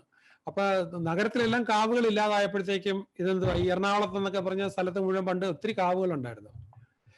ഋഷിനാഗകുളം ആണ് പിന്നീട് എറണാകുളമായി മാറിയത്. അപ്പോൾ തൃശ്ശോപ്പേരൂർ എന്ന് തൃശ്ശൂരിനെ വിളിക്കുന്നവരെ ഋഷിനാഗ കുളമായിരുന്നു. അപ്പൊ ഇവിടെ ഒരുപാട് കാവുകൾ ഉണ്ടായിരുന്ന സ്ഥലമാണ് എറണാകുളം. അപ്പോൾ ഇവിടെ ആ കാവുകളൊക്കെ ഇല്ലാതായി പോയി. കാരണം ഇങ്ങനെ സിറ്റിക്കകത്ത് വെച്ചുകൊണ്ടിരിക്കാൻ പറ്റത്തില്ല. അപ്പൊ ഇവരുടെ ദോഷം അവിടെ വരാതിരിക്കണേ എന്ത് ചെയ്യണം? ആ കാവുകളിലുള്ള സർപ്പത്താന്മാരെ, വിശ്വാസം മാത്രമാണ് കേട്ടോ, സർപ്പത്താന്മാരെ മണ്ണാറുകാട് കൊണ്ട് കുടിയിരുത്തിയാൽ മതി. മണ്ണാറുകാട് പ്രത്യേകിച്ച് ഈ എന്താണ് ഇതിൻ്റെ ഈ നാഗത്താന്മാരുടെ ഒരു കേന്ദ്രമാണ്. അപ്പോൾ അവിടെ തുറക്കാൻ പാടില്ല എന്ന് പറഞ്ഞു വെച്ചിരിക്കുന്ന ഒരു സംഭവമുണ്ട്. അവിടെ തുറന്നു കഴിഞ്ഞാൽ അത് കണ്ടുകൊണ്ട് നിൽക്കുന്ന ആളുടെ കണ്ണ് ആ പ്രകാശത്താൽ എന്താണ് നമ്മൾ അന്ധരായി പോകുമെന്ന് വിശ്വസിപ്പിച്ച് വെച്ചേക്കാണ്. അതുകൊണ്ട് ആരും തുറക്കാൻ തയ്യാറല്ല. ഇങ്ങനെ ഓരോ വിശ്വാസങ്ങൾ വെച്ച് വെച്ചിരിക്കുകയാണ്. അപ്പോൾ അങ്ങനെ ഓരോ സംഭവങ്ങളുണ്ട്. കൊടുങ്ങല്ലൂർ അമ്പലത്തിലെ ഒരു പ്രത്യേക മുറി തുറന്നു കഴിഞ്ഞാൽ, കാരണം അവിടെ കംപ്ലീറ്റ്ലി കംപ്രസ് ചെയ്ത് സ്മോൾ പോക്സിന്റെ വൈറസ് വെച്ചിരിക്കുകയാണെന്നുള്ളതാണ്. തുറന്നു കഴിഞ്ഞാൽ എല്ലാവർക്കും ആ രോഗം കിട്ടും. അതുകൊണ്ട് കിട്ടാതിരിക്കാൻ വേണ്ടി തുറന്നു വെച്ചിരിക്കുകയാണ്. നമ്മളിതെല്ലാം വിശ്വാസമാണ്. ഇതെല്ലാം ഞാൻ കഴിഞ്ഞ ആദ്യത്തെ ക്ലാസ്സിൽ പറഞ്ഞിരുന്നു. ബ്ലാക്ക് മാമ്പ എന്ന് പറയുന്ന ലോകത്തിലെ ഏറ്റവും കൂടുതൽ പോയിസൺ ഉള്ള പാമ്പിനെ കറുത്ത ഇരുളുള്ള മുറിക്കകത്തോട്ട് ഇട്ടിരിക്കുകയാണെന്ന് പറഞ്ഞ് ആ ഒരു വിശ്വാസത്തിൽ ആഹാരം കഴിക്കാതിരുന്ന മരിച്ച ആളിന്റെ കഥ ഞാൻ പറഞ്ഞില്ല. അപ്പൊ ഇതേപോലുള്ള ഒരു സംഭവമാണ് നമ്മളെ സംബന്ധിച്ച് സംഭവിച്ചുകൊണ്ടിരിക്കുന്നത്. അപ്പൊ നമ്മൾ അത് ഓർത്ത് ഒത്തിരി വ്യസനിച്ചിട്ടും വിഷമിച്ചിട്ടും കാര്യമില്ല. നമ്മളുടെ ഒരു ചിന്താഗതിയാണ്. അപ്പൊ ഇതിനെക്കുറിച്ച് ആധുനിക പഠനം നടത്തിയതിൽ നിന്ന് ഞാൻ ഇന്ന് നിങ്ങളോട് പറയാനായിട്ട് 2-3 കാര്യങ്ങൾ, അതായത് പ്രത്യേകിച്ച് വെസ്റ്റേൺ വേൾഡ് എന്നുള്ളതാണ്. അത് വളരെ നന്നായിട്ട് മെഡിക്കൽ ബുക്കിനകത്ത് ഇത് ചെയ്തിട്ടുള്ളതാണ്. ഈ മെഡിസിൻ നമുക്ക് ഒരെണ്ണം ഉണ്ടാക്കി കഴിഞ്ഞാൽ പെട്ടെന്ന് ഇറക്കാൻ പറ്റത്തില്ല. ഇപ്പൊ നമുക്ക് നമ്മുടെ കോവിഡിന്റെ മെഡിസിൻ ഇറക്കി കഴിഞ്ഞാലും കോവിഡിന്റെ മെഡിസിൻ ഇറക്കിയിട്ട് ക്ലിനിക്കൽ ട്രയൽ നടത്തി പോസിറ്റീവ് റിപ്പോർട്ട് കഴിഞ്ഞതിന് ശേഷം മാത്രമേ നമുക്കത് പ്രയോഗിക്കാനായിട്ട് നിയമം അനുവദിക്കുന്നുള്ളൂ. അപ്പോൾ ഒരു മരുന്ന് കണ്ടുപിടിക്കുകയാണെങ്കിൽ തന്നെ ആ മരുന്നിന് അമൃത്രഫൈൽ എന്ന് പറയുന്ന ഒരു മരുന്നുണ്ട്, നമ്മുടെ ഡിപ്രഷന് വേണ്ടിയിട്ട് ഉപയോഗിക്കുന്നതാണ്. അപ്പൊ അത് കുറച്ച് വർഷങ്ങൾക്ക് മുമ്പ് അത് കണ്ടുപിടിച്ചു കഴിഞ്ഞപ്പോഴത്തേക്കും അത് കുറെ 1000-ഓളം ആൾക്കാരെ അത് പരീക്ഷിക്കാനായിട്ട് തെരഞ്ഞെടുത്തിട്ട് ഇതില് പകുതി ആൾക്കാർക്ക് പ്ലാസിബോ കൊടുക്കും, ഗുളിക കൊടുക്കും. പകുതി ആൾക്കാർക്ക്, പക്ഷെ അത് ആർക്കും അറിയത്തില്ല. ഇത് ക്ലിനിക്കൽ ട്രയൽ നടത്തുന്ന ഡോക്ടർമാർക്കും അറിയത്തില്ല. അത് ആദ്യമേ ചെയ്തിരിക്കുന്ന ആൾക്കാർ ഒരു ബാർകോഡിലാണ് ചെയ്തേക്കുന്നത്. ആ ബാർകോഡിൽ കൂടെ മാത്രമേ ഇയാൾക്ക് കൊടുത്തിട്ടുള്ള മരുന്നിന്റെ ആ കുപ്പി ആ പാത്രത്തിലെടുത്ത് നോക്കിയാൽ മാത്രമേ അറിയാൻ പറ്റുള്ളൂ. അപ്പൊ ഏതാണെന്ന് ഡോക്ടറും അറിയത്തില്ല. അപ്പൊ അങ്ങനെ ഇദ്ദേഹം എന്ന് വെച്ചാൽ നല്ല ഒരു പിന്നെ ഫ്രെഡ് മെയ്സൺ എന്നും പറഞ്ഞ ഒരു 26-കാരന്. അപ്പൊ അയാളെ സംബന്ധിച്ചിടത്തോളം അയാൾക്ക് ഡിപ്രഷൻസ് നേരത്തെ വന്നിട്ടുണ്ട്. 2 പെൺകുട്ടികളുമായിട്ട് അയാൾ പ്രണയിച്ച് 2 പേരും അയാളുമായിട്ട് പിണങ്ങി അവസാനം ആ അഫയർ ഡ്രോപ്പ് ചെയ്ത് ബ്രോക്കണായി. അപ്പൊ ബ്രേക്കപ്പ് ചെയ്തിരിക്കുന്ന ഇയാൾക്ക് ഡിപ്രഷൻ വളരെ കൂടി നിന്നപ്പോഴത്തേക്കും ഇയാള് ഈ ക്ലിനിക്കൽ ട്രയലിൽ ഇതിനായിട്ട് സൈനപ്പ് ചെയ്തു. പൈസ കിട്ടും അവർക്ക്. അപ്പൊ അയാൾക്ക് അങ്ങനെ ഈ ഗുളിക കൊടുത്ത് ദിവസം ഒരെണ്ണം വെച്ചിട്ട് 60 ദിവസം കഴിക്കണം. അപ്പൊ അങ്ങനെ കുറച്ച് ദിവസം കഴിഞ്ഞപ്പോഴത്തേക്കും അപ്പൊ ഇയാൾക്ക് അസുഖം കുറച്ച് നല്ല കുറവ് കിട്ടി. ഇയാളുടെ ഡിപ്രഷൻ നല്ലതുപോലെ കുറഞ്ഞിരിക്കുമ്പോൾ അപ്പൊ ഇയാള് ഈ പഴയ പെൺകുട്ടികളെ വീണ്ടും ഒന്നുകൂടെ വിളിച്ചു നോക്കി. അപ്പം ആക്ച്വലി ഫോണിൽ കൂടെ ഒരു വലിയ വാറാണ് നടന്നത് ഇവരുമായിട്ട്, അബ്യൂസ് ചെയ്ത് ഭയങ്കര ചീത്തവിളിയൊക്കെ ആയിട്ട്. അപ്പൊ ഇയാള് വീണ്ടും ഡിപ്രസ്ഡായി. ഇനി ജീവിച്ചിരിക്കുന്നില്ല എന്നും പറഞ്ഞിട്ട് അയാള് അപ്പൊ ഈ മരുന്ന് മാരകമായ മരുന്നല്ലേ, അപ്പൊ ഈ മരുന്ന് പുള്ളി 27 ഗുളിക ആ കുപ്പിക്കകത്ത് ബാക്കിയുണ്ടായിരുന്നു. 27 ഗുളിക എടുത്ത് കഴിച്ചു. ആ ഗുളിക കഴിച്ച് കുറച്ച് കഴിഞ്ഞപ്പോഴത്തേക്കും പുള്ളിക്ക് ഒരു തലയ്ക്കൊരു മരപ്പും മന്ദതയും തോന്നാൻ തുടങ്ങി. അപ്പൊ അവിടെ അപ്പാർട്ട്മെന്റിന്റെ അടുത്ത മുറിയിലുള്ള ലേഡിയെ വിളിച്ചിട്ട് പറഞ്ഞു ഞാനിതുപോലെ അപ്പൊ ഇയാൾക്ക് പിന്നെ ജീവിക്കണമെന്ന് പെട്ടെന്നൊരു തോന്നൽ വന്നു. അപ്പൊ ആ സ്ത്രീയെ വിളിച്ചിട്ട് പറഞ്ഞു ഞാനിതുപോലെ ഈ മരുന്നെല്ലാം എടുത്ത് കഴിച്ചു, എനിക്ക് എന്താ ആയിക്കൊണ്ടിരിക്കുകയാണ്, എന്നെ ഹോസ്പിറ്റലിൽ എത്തിക്കണം, എനിക്ക് ജീവിക്കണമെന്ന് പറഞ്ഞു. അങ്ങനെ ഈ ലേഡി പെട്ടെന്ന് കാർ എടുത്ത് ഇയാളെ ഹോസ്പിറ്റലിൽ കൊണ്ടുവന്ന് എത്തിച്ച് അപ്പം ഇയാൾക്ക് പെട്ടെന്ന് ട്രിപ്പൊക്കെ കൊടുത്തു. നോക്കിയപ്പോഴത്തെ ഇയാളുടെ പിന്നെ ബ്ലഡ് പ്രഷർ ഭയങ്കര അപകടകരമായ രീതിയിൽ കുറഞ്ഞിരിക്കുകയാണ്. അപ്പൊ അങ്ങനെ പെട്ടെന്ന് ഇയാളുടെ ബ്ലഡൊക്കെ എടുത്ത് നോക്കി, ബ്ലഡ് പരിശോധനയ്ക്കൊക്കെ വിട്ട് കുഴപ്പമൊന്നുമില്ല. അപ്പൊ പക്ഷേ ഈ BP വളരെ താഴേക്ക് പോകുന്നുണ്ട്. അപ്പൊ ഇയാളോ ഈ കുപ്പി കയ്യിലെടുത്തിട്ടുണ്ടായിരുന്നു, ഈ മരുന്ന് കഴിച്ചു എന്ന് പറഞ്ഞ് ആ കുപ്പിയൊക്കെ കാണിച്ചപ്പോൾ ഈ കുപ്പിക്കകത്ത് എന്തായിരുന്നു എന്നുള്ളത് പിന്നെ ഇയാൾക്കും അറിയത്തില്ല, പിന്നെ ഡോക്ടർമാർക്കും അറിയത്തില്ല, ഒരു പിടുത്തമില്ല. അപ്പൊ ഇത് ക്ലിനിക്കൽ ട്രയലിന് വേണ്ടി തന്നിരുന്നതാണെന്ന് കാര്യങ്ങളൊക്കെ പറഞ്ഞു. അപ്പൊ ഇയാളെ ലൈഫ് സപ്പോർട്ടിലായി എന്ന് പറഞ്ഞാൽ നമ്മുടെ ഇവിടുത്തെ വെന്റിലേറ്ററിൽ കിടക്കുവാണ്. ഈ BP ഭയങ്കരമായി താന്നു പോകുന്നുണ്ട്. അപ്പൊ അങ്ങനെ ഇത് കൊടുത്തിരുന്ന ഡോക്ടർമാരെ, ഇയാൾക്ക് ക്ലിനിക്കൽ ട്രയൽ കൊടുത്തിരുന്ന ഡോക്ടർമാരെ ബന്ധപ്പെട്ടു. അപ്പൊ ഡോക്ടർമാർക്ക് അറിയത്തില്ല ഇയാൾക്ക് പ്ലാസിബോ ഉള്ളതാണോ കൊടുത്തേക്കുന്നത്, വെറും പ്ലാസിബോ ആണോ മരുന്നാണോ എന്ന് അറിയത്തില്ല. അപ്പൊ അങ്ങനെ ഇത് ആക്ച്വലി ഇത് സെറ്റ് ചെയ്യുന്ന ആളെ കോണ്ടാക്ട് ചെയ്തു. അപ്പൊ അയാൾ പറഞ്ഞു പെട്ടെന്ന് ഇതിന്റെ ബാർകോഡ് ഫാക്സ് ചെയ്യാൻ പറഞ്ഞു. അങ്ങനെ ഇദ്ദേഹത്തിന്റെ ബാർകോഡ് എടുത്തിട്ട് ഇതിന്റെ ഈ കുപ്പിയുടെ പുറത്തുണ്ടായിരുന്ന ബാർകോഡ് ഫാക്സ് ചെയ്തപ്പോഴത്തേക്ക് അയാൾ തിരിച്ചറിയിച്ചു കൊടുത്തിരിക്കുന്നതിനകത്ത് മരുന്നില്ല, മുഴുവൻ ഷുഗർ ടാബ്ലറ്റ്സ് മാത്രമേ ഉള്ളൂ, ഷുഗർ പിൽസ് മാത്രമാണ്. അങ്ങനെ ഇദ്ദേഹം അപ്പം ഡോക്ടർമാർക്ക് ആശ്വാസമായി, ഇയാൾക്കൊന്നും വരാൻ പോകുന്നില്ല എന്ന്. ബൈ ദ ടൈം ഇയാളുടെ ഈ BP ഇങ്ങനെ താഴേക്ക് പോലും. അപ്പൊ ഇയാളുടെ അടുത്ത് അവസാനം പറഞ്ഞു ഭാഗ്യത്തിന് നിങ്ങൾക്ക് കിട്ടിയ മരുന്നിനകത്ത് വേറെ പ്രശ്നമൊന്നുമില്ല, അതിനകത്ത് ഷുഗർ പില്ല് മാത്രമേ ഉണ്ടായിരുന്നുള്ളൂ. അപ്പൊ അത് ഇയാൾക്ക് ബോധ്യമായി കഴിഞ്ഞപ്പോഴത്തേക്കും ഇയാൾ വീണ്ടും റിക്കവർ ചെയ്യാൻ തുടങ്ങി. പക്ഷെ അതിനു മുമ്പ് ഇയാൾ മരണത്തിന്റെ ലാസ്റ്റ് സ്റ്റേജ് വരെ എത്തിയിരുന്നു. ആക്ച്വലി 27 ചെറിയ ഷുഗർ പില്ലുകൾ കഴിച്ച് അയാൾ മരണത്തിന്റെ വക്കത്ത് എത്തിയത് എന്തുകൊണ്ടാണ്? വിശ്വാസം കൊണ്ടാണ്. അപ്പൊ അതിനെക്കുറിച്ചുള്ള അയാളുടെ ഒരു പൂർണ്ണമായിട്ടുള്ളൊരു വിശ്വാസമാണ്. പിന്നെ മെഡിക്കൽ വേൾഡില് വീണ്ടും ചെയ്തിരിക്കുന്ന ഒരു സംഭവമുണ്ട്. അതിനകത്ത് ജാനിസ് കോഫീൽഡ് എന്ന് പറഞ്ഞൊരു 46 വയസ്സുകാരി, അവർ ടീനേജിൽ തന്നെ അവർക്ക് ഭയങ്കര ഡിപ്രഷൻ ഉണ്ടായിരുന്നു. ഡിപ്രഷന്റെ അങ്ങേയറ്റം തന്നെ കൂടിയിരിക്കുന്നതാണ്. അപ്പൊ ഈ വെൻഡാഫാക്സൈൻ എന്ന് പറഞ്ഞ് ഇപ്പൊ ഇവിടേക്ക് ഉപയോഗിക്കുന്ന ഒരു മരുന്നുണ്ട്, നല്ല ഒരു സൈക്കാട്രി മെഡിസിൻ ആണത്. അപ്പോൾ അവർക്ക് ടീനേജ് പോലെ തൊണ്ടാകുന്നുണ്ട്. ഇവർക്ക് എന്തായാലും ഇത് കൊടുത്തു കഴിഞ്ഞപ്പോഴത്തേക്കും ഇവർക്ക് മരുന്നെടുത്ത് 3 ആഴ്ച കഴിഞ്ഞപ്പോഴത്തേക്ക് ഇവരുടെ ഡിപ്രഷൻ ഭേദമായി, ശകലം പോലും ഡിപ്രഷനില്ല. അപ്പൊ ഈ തന്നെയല്ല, ഈ മരുന്ന് കൊടുക്കുമ്പോഴത്തേക്ക് നേരത്തെ അറിയിച്ചിരുന്നു ഈ മരുന്നിനൊരു ഇമ്മീഡിയറ്റ് സൈഡ് എഫക്റ്റ് എന്ന് പറഞ്ഞു കഴിഞ്ഞാൽ ഒരു നോസിയ വരും, വോമിറ്റിംഗ് സെൻസേഷൻ വരും. അപ്പൊ അങ്ങനെ ഏതായാലും ഇവര് മരുന്ന് കഴിച്ച ആദ്യ ദിവസങ്ങളിൽ തന്നെ ഇവർക്ക് വോമിറ്റിംഗ് സെൻസേഷൻ ഉണ്ടായിരുന്നു. അപ്പൊ അവർ നിശ്ചയിച്ചു ഈ മരുന്നിന് വോമിറ്റിംഗ് സെൻസേഷൻ ഉണ്ടാകുന്നതാണ്. അപ്പൊ എനിക്ക് കിട്ടിയത് ഷുഗർ പില്ലല്ല, പ്ലാസിബോ അല്ല, ഒറിജിനൽ മെഡിസിൻ ആണ്. അപ്പൊ എന്തായാലും അവരുടെ ആ ഒരു കോഴ്സ് തീർന്നപ്പോഴത്തേക്ക് അവർ ഡിപ്രഷനിൽ നിന്ന് കംപ്ലീറ്റ് പുറത്തേക്ക് വന്ന് അതിനുശേഷം അവരുടെ പിന്നെ ഈ ക്ലിനിക്കൽ ട്രയൽ തീർന്നപ്പോഴത്തേക്കും ഇവർ ഡോക്ടറോട് അന്വേഷിച്ചു എനിക്ക് ഷുഗർ ആയിരുന്നോ തന്നിരുന്നത്, പിന്നെ പ്ലാസിബോ ഗുളിക ആയിരുന്നോ അതോ ഒറിജിനൽ ആയിരുന്നോ? അപ്പോൾ ഡോക്ടർ പറഞ്ഞത് അവർക്ക് കൊടുത്തിരുന്നത് പ്ലാസിബോ ആയിരുന്നു. അപ്പോൾ അവർ മനസ്സിൽ വിശ്വസിച്ചുകൊണ്ട് നടന്നത് ഇന്നും വിശ്വസിച്ചുകൊണ്ടിരിക്കുന്നത് എന്താണ്, അവർക്ക് ഡോക്ടർക്ക് തെറ്റിപ്പോയതാണ് ഇവർക്ക് കൊടുത്തത്. കാരണം നോസിയ വന്നല്ലോ. ആക്ച്വലി ഇതിനകത്ത് സംഭവിച്ചത് എന്താണെന്ന് ചോദിച്ചു കഴിഞ്ഞാൽ ഇവർക്ക് കൊടുത്തത് അബ്സല്യൂട്ട് ആയിട്ട് ഷുഗർ പില്ലായിരുന്നു. അപ്പോൾ അവർക്ക് 12 വർഷം കഴിഞ്ഞപ്പോഴും അവർക്ക് ഒരു പ്രാവശ്യം പോലും ഡിപ്രഷൻ വന്നിട്ടില്ല. അപ്പോൾ അവരുടെ ആ വിശ്വാസത്തിൽ കൂടെ 46 വയസ്സ് ആയിട്ടുള്ള ലേഡിക്ക് ടീനേജിൽ മുതൽ തുടങ്ങിയ സംഭവം മുഴുവൻ ആ ഒറ്റ ട്രയലോട് കൂടി മാറി എന്നുള്ളതാണ്. അപ്പൊ ഈ പിന്നെ ഇതെന്താ ഈ ഒരു മരുന്നിന്റെ പ്രത്യേകത. അപ്പൊ ഇവര് പല പ്രാവശ്യം ഇവരുടെ EG എടുത്ത് നോക്കി, ബ്രെയിൻ വേവ്സ് ഒക്കെ എടുത്ത് നോക്കിയിട്ട് അതിനകത്തെല്ലാം ഇവർ കംപ്ലീറ്റ്ലി ക്യൂർഡ് ആയിട്ടാണ് കാണുന്നത്. അപ്പൊ എന്താ വെച്ചാൽ നമ്മുടെ വിശ്വാസം നമുക്ക് എപ്പോഴും കുറയ്ക്കും. പക്ഷേ ഇത് നെഗറ്റീവ് ഇമ്പാക്റ്റ് ഉള്ളൊരു കാര്യം ഞാൻ മൈൻഡ് മാസ്റ്ററിൽ നിങ്ങളടുത്ത് പറഞ്ഞ് നിങ്ങൾ ഓർക്കുന്നുണ്ടായിരിക്കും. ഒരു ഫാക്ടറിയുടെ ഫ്രീസിങ് യൂണിറ്റ്, അപ്പൊ അവിടെ ഈ ഫ്രീസിങ് സ്റ്റോർ റൂമിനകത്ത് ക്ലീൻ ചെയ്യാനായിട്ട് ഒരു വർക്കർ ചെന്നു. അപ്പൊ അയാള് പിന്നെ ഉച്ച കഴിഞ്ഞപ്പോഴാണ് ചെന്ന് ഇവിടെ ഇങ്ങനെ ക്ലീൻ ആക്കി വന്നപ്പോഴത്തേക്കും ആരോ പുറത്തുനിന്ന് നോക്കിയപ്പോഴത്തേക്കും ഫ്രീസിങ് യൂണിറ്റിന്റെ ഡോറ് തുറന്നിട്ടേക്കുന്നു. അവര് പുറത്തുനിന്ന് അടച്ചിട്ട് പോയി.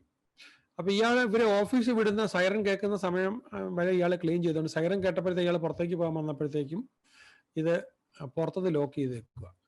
അപ്പൊ ഇത് സ്റ്റോർ റൂം ആയതുകൊണ്ട് അവിടെ നിന്ന് ഒരു സൗണ്ടും പുറത്തേക്ക് വരത്തില്ല. അപ്പൊ ഇയാൾ ഒരുപാട് ബഹളം ഉണ്ടാക്കി നോക്കി, കണ്ടതൊക്കെ ഭിത്തിക്കെട്ടെടുത്ത് അടിച്ചൊക്കെ നോക്കി ക്ഷീണിച്ച് അവശനായി. എന്നിട്ടൊന്നും ഇദ്ദേഹത്തിന് ഒന്നും പറ്റിയില്ല. അങ്ങനെ ലാസ്റ്റ് ഇദ്ദേഹം രാത്രി 7 മണിയായി 8 മണിയായി. അപ്പൊ ഈ തണുപ്പിങ്ങനെ കയറി അസ്ഥിയിലേക്ക് കയറി മരവിച്ച് വരുമ്പോഴത്തേക്ക് ഇദ്ദേഹത്തിന്റെ മരണം മുന്നിൽ കാണുവാണ്. അപ്പൊ ഇദ്ദേഹത്തിന് ജീവിക്കില്ല എന്നുള്ളത് ഏതാണ്ട് ഉറപ്പായി. അപ്പൊ ഭിത്തിയിൽ ഇദ്ദേഹം അവിടെ കണ്ടത് കൊണ്ട് എഴുതി, മകൾക്കുള്ള മെസ്സേജ് എഴുതി, ഭാര്യയ്ക്കുള്ള മെസ്സേജ് എഴുതി. അങ്ങനെ തണുപ്പ് കൂടി വന്നു. പിറ്റേ ദിവസം രാവിലെ ഈ റൂം തുറന്നു നോക്കിയപ്പോൾ ഇദ്ദേഹം മരവിച്ച് തറയിൽ കിടക്കുന്നുണ്ട്. അതിന്റെ ബോഡി എടുത്തുകൊണ്ട് പോയി. രാവിലെ വന്ന് തുറന്നു നോക്കിയ ആൾക്കാർ വരാൻ കാര്യം തലേ ദിവസം ഈ ഫ്രീസിങ് യൂണിറ്റ് ചീത്തയായി വർക്ക് ചെയ്യാതായതുകൊണ്ട് അത് നന്നാക്കാൻ വന്ന എഞ്ചിനീയർമാരായിരുന്നു. അപ്പോൾ എങ്ങനെയാണ് ഈ ഫ്രീസിങ് യൂണിറ്റ് കേടായി പോയിട്ടും അതിനകത്ത് അകപ്പെട്ടു പോയ ആള് തണുപ്പുകൊണ്ട് മരിക്കാനിടയായ സാഹചര്യം എങ്ങനെയാണ്? That was expectation. അവന്റെ വിശ്വാസം ആഴത്തിൽ പോയത് കൊണ്ട് തന്നെയാണ് സംഭവിച്ചത്. ഇതേക്കൂട്ട് ഒരുപാട് പഠനങ്ങൾ നമുക്ക് സംഭവിച്ചിട്ടുണ്ട്. അപ്പൊ എപ്പോഴും നമുക്കിവിടെ ചെയ്യാൻ പറ്റുന്ന എന്താന്ന് ചോദിച്ചാൽ, നമുക്ക് ഒരുപാട് എന്ന് പറഞ്ഞാൽ ആയിരക്കണക്കിന് തെറ്റായ വിശ്വാസങ്ങൾ നമ്മളിൽ കൂടിയിട്ടുണ്ട്.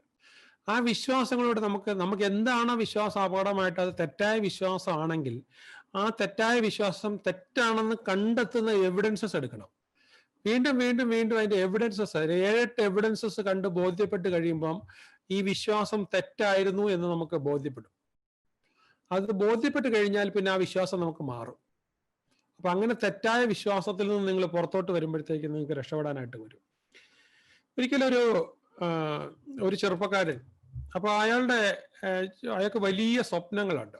അപ്പൊ ആ സ്വപ്നങ്ങൾ അയാള് നടപ്പിലാക്കാനായിട്ട് ഇങ്ങനെ ആഗ്രഹിച്ച്, അപ്പൊ അയാൾ നോക്കിയപ്പോഴത്തേക്ക് അയാൾക്ക് അതിനുള്ള സ്ട്രെങ്ത് ഇല്ല.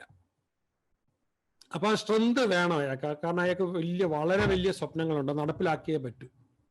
അയാളുടെ ഗോള് വളരെ വലുതാണ്. അപ്പൊ അമ്മയോട് പറഞ്ഞു, അമ്മ എനിക്ക് ഒട്ടും സ്ട്രെങ്ത് ഇല്ല, എനിക്ക് സ്ട്രെങ്ത് തരണം. അമ്മയ്ക്ക് തരാനുണ്ടോ? അമ്മയ്ക്ക് സ്ട്രെങ്ത് തരാനുണ്ടോ? അപ്പൊ അമ്മ പറഞ്ഞു, മോനെ നിന്നെ ഞാൻ പ്രസവിച്ച് വളർത്തി ഈ അവസ്ഥ ഇതിനെ ചെറുപ്പക്കാരനായിട്ട് വളർത്തിക്കൊണ്ട് വന്നു.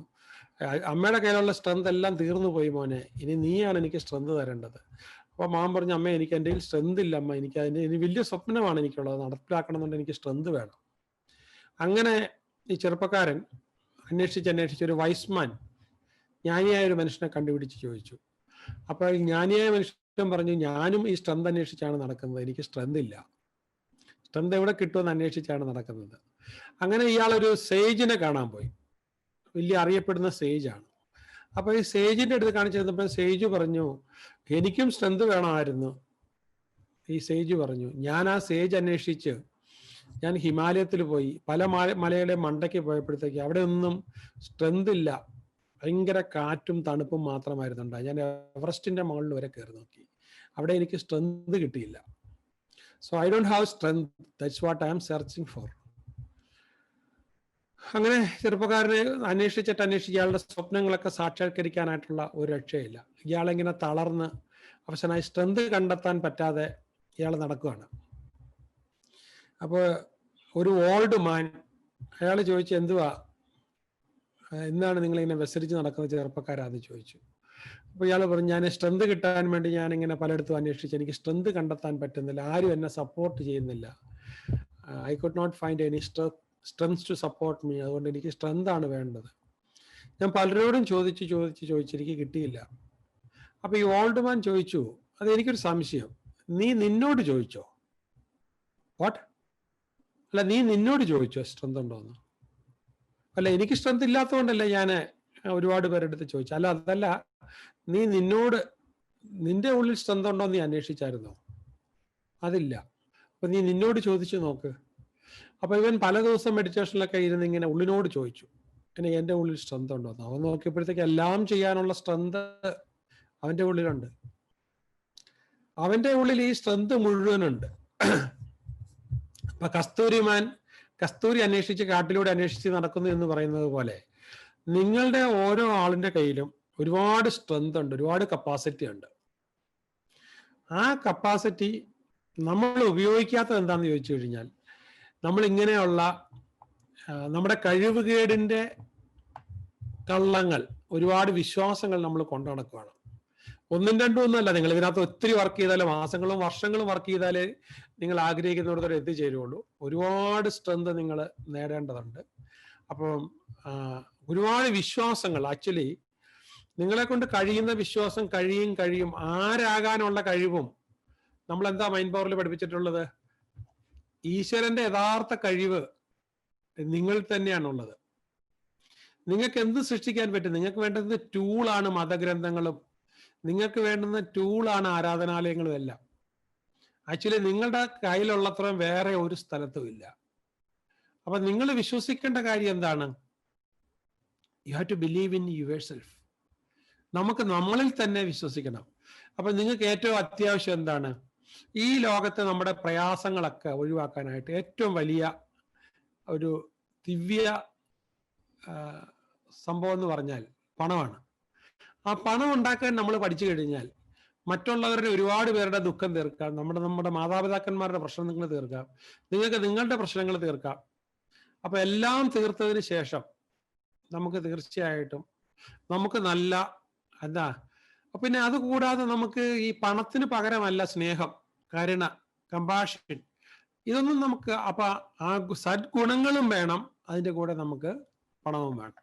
അപ്പൊ അതുകൊണ്ടാണ് നമ്മൾ പറഞ്ഞത് ഏറ്റവും വലിയ സ്പിരിച്വാലിറ്റി നടപ്പിലാക്കാനാണ്. എനിക്ക് സ്പിരിച്വാലിറ്റി ഉണ്ട് എങ്കിൽ, വിഷമിക്കുന്ന ഒരു കുട്ടിക്ക് പഠിക്കാനായിട്ട് നിവൃത്തിയില്ലെങ്കിൽ, വയസ്സായ ഒരു സ്ത്രീക്ക് അവർക്ക് ആഹാരം കഴിക്കാനായിട്ട് പണിയെടുക്കാൻ അവരെ കൊണ്ട് പറ്റൂല എന്നുണ്ടെങ്കിൽ, രോഗമാണ്, അവർക്ക് സഹായിക്കാൻ കഴിയണം എന്നുണ്ടെങ്കിൽ എനിക്ക് പണം ഉണ്ടെങ്കിൽ സഹായിക്കാൻ കഴിയുള്ളൂ.